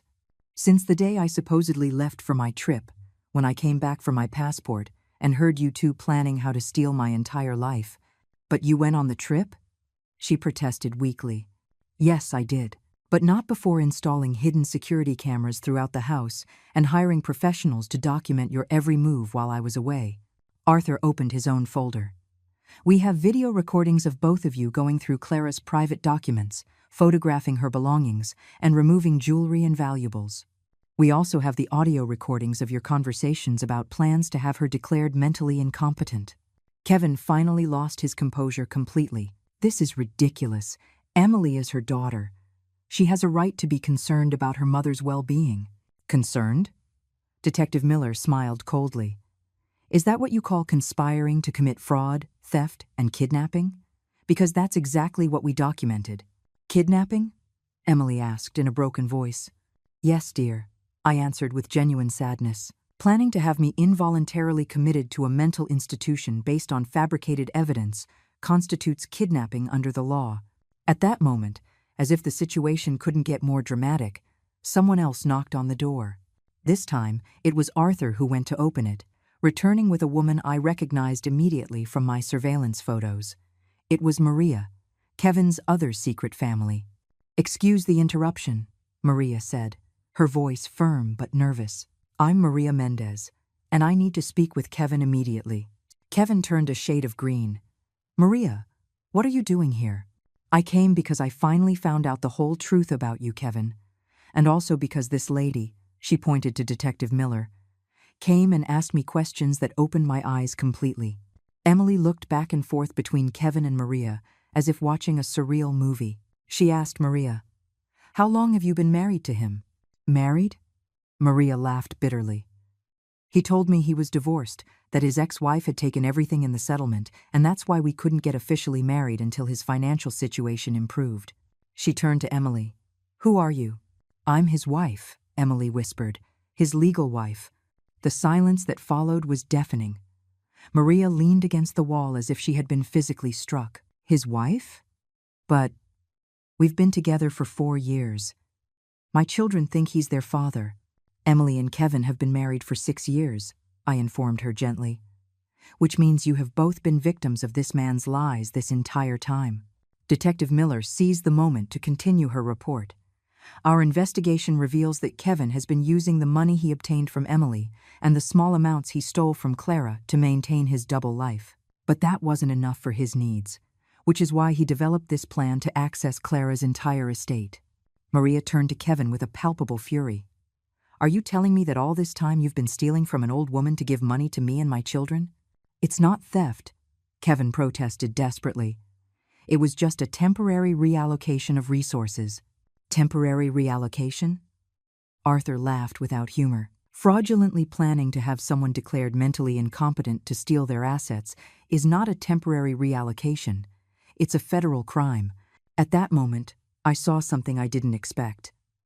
Emily stood up slowly and walked toward Kevin. For a second, I thought she was going to defend him, to stand by him despite everything that had been revealed. Instead, she slapped him across the face, a sound that echoed through the room. You are a liar, a thief, and a manipulator, she screamed, in a voice I hadn't heard since she was a little girl throwing tantrums. You made me an accomplice in betraying my own mother for money that wasn't even for us. But to support your other family, Kevin touched his cheek in genuine shock. Emily, I can explain all of this. There's nothing to explain, Maria interjected. Your lies have ruined too many people's lives. My children are going to grow up wondering why their father disappeared from their lives. Detective Miller closed her folder with professional satisfaction.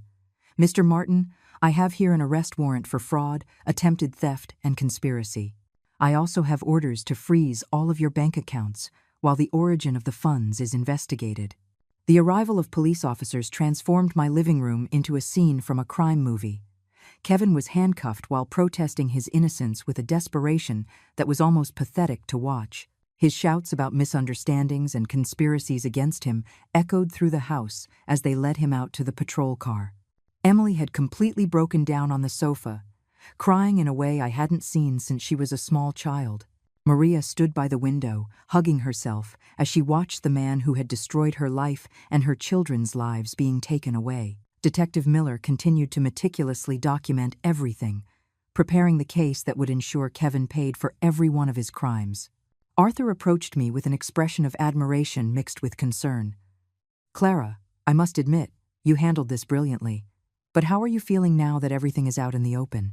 It was a complex question. On one hand, I felt a deep satisfaction in seeing justice finally being served. Kevin had manipulated and hurt too many people and deserved to face the consequences of his actions. But on the other hand, looking at my shattered daughter and the traumatized Maria, I couldn't help but feel an overwhelming sadness for all the damage that had been caused. I feel relieved that the truth is out, I answered honestly, but also devastated by everything that has been lost in the process. Detective Miller put away her documents and came over.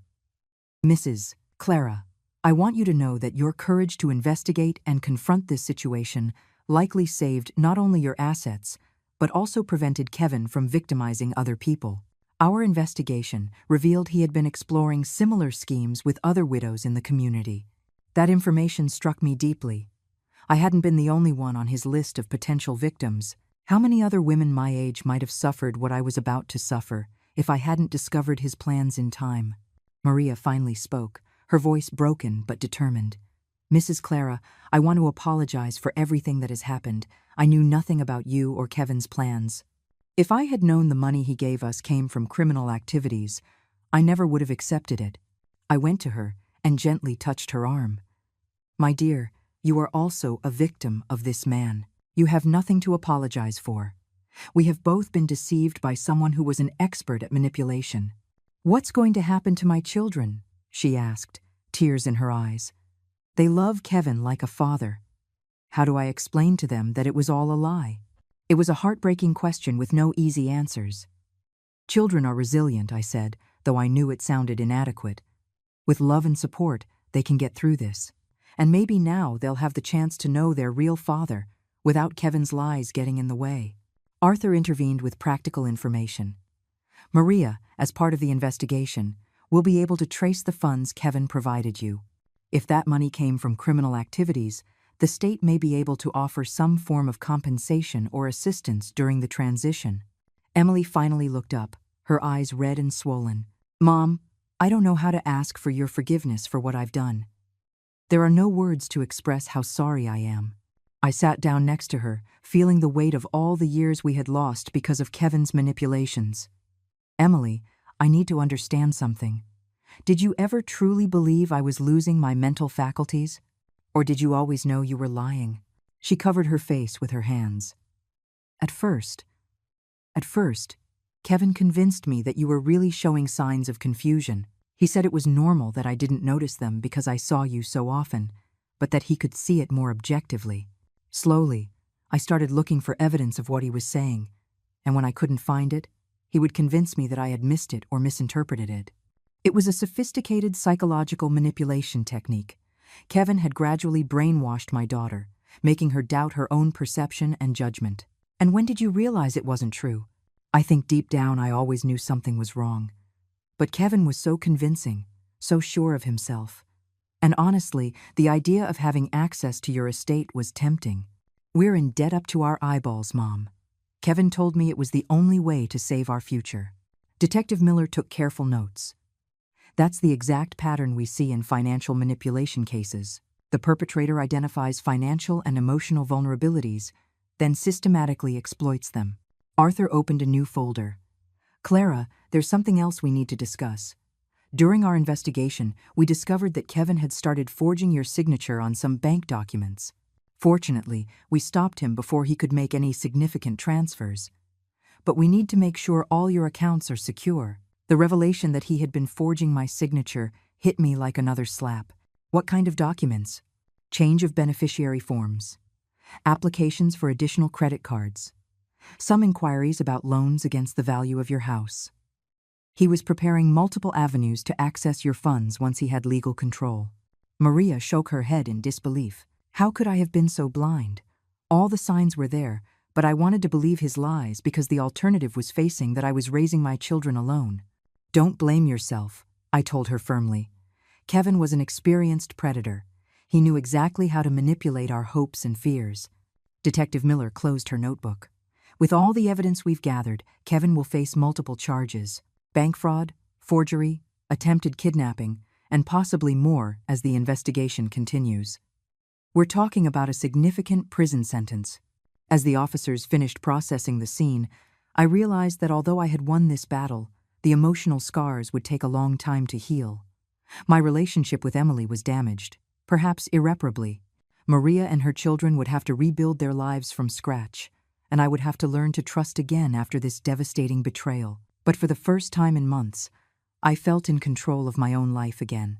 6 months later, I was sitting at my favorite cafe with Susan, observing how life had taken turns I could never have imagined. Kevin's trial had ended the previous week with a sentence of 12 years in prison for multiple counts of fraud and forgery. Justice had been served, but the emotional wounds were still healing slowly. Susan stirred her coffee with a thoughtful expression. "You know what impresses me most about this whole situation, Clara? The way you handled everything. I never saw you coming." I laughed softly, the first genuine laugh I'd had in a long time. "I didn't see me coming either, to be honest. I don't think I even knew what I was capable of until I was forced to find out." My relationship with Emily had been the most complex aspect of this whole experience. For the first few months after Kevin's arrest, we had barely spoken. She was dealing with the divorce, personal bankruptcy, and psychological therapy to process years of emotional manipulation. I needed space to heal from the betrayal and decide if it was possible to rebuild our mother-daughter relationship. "Have you heard from Emily lately?" Susan asked, as if she had read my mind. "We spoke on the phone last week," I answered carefully. "She's living in a small apartment downtown, working double shifts to pay off her debts. Therapy seems to be helping her understand how Kevin manipulated her perception of reality for so long.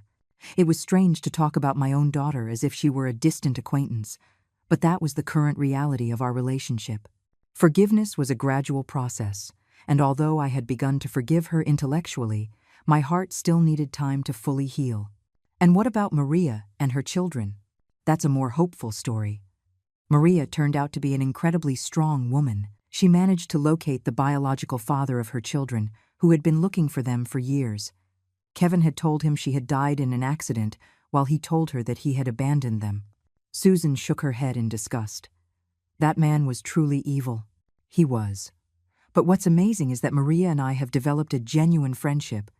We meet for lunch once a month, and her children call me Grandma Clara. It's strange how something so destructive can eventually create unexpected connections. The irony was not lost on me. I had gained a sort of substitute family through the betrayal of my biological one. Maria's children, aged 5 and 7, had accepted my presence in their lives with the natural ease of children. To them, I was just another caring adult who had appeared in their world, not a symbol of their fake father's lies. "And your travel plans?" Susan asked with a knowing smile. "Are you still thinking of exploring the world?" "In fact, I have reservations for a tour of Greece next month," I said, feeling proud. "And Maria is going to house sit for me while I'm away." It's funny how life gives you exactly what you need when you least expect it. We had decided that Susan would stay over a few nights too, turning my absence into a sort of extended get-together for friends. The idea of having trusted women looking after my home gave me a peace I hadn't felt in years. "Aren't you afraid to travel alone at your age?" Susan asked, repeating the same question Emily and Kevin had used to manipulate me. "I'm 66, not 96, I replied firmly. "And after everything I've faced this year, what could be more frightening than discovering your own daughter was planning to steal your entire life?"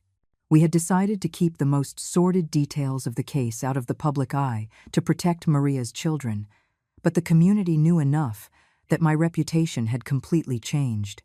I was no longer seen as the vulnerable widow who needed protection, but as the sharp woman who had unmasked a sophisticated criminal. "You know what's the most liberating part of all this?" I said. "For the first time in decades, I'm making decisions based solely on what I want, not on what others expect of me or how my decisions will affect them." Susan nodded in understanding. "It's like you've rediscovered parts of yourself you forgot existed." "Exactly. For years I was a wife, a mother, a daughter-in-law, a neighbor always defined by my relationships with others. Now, I'm rediscovering who Clara is as an independent individual. It's exciting and terrifying at the same time."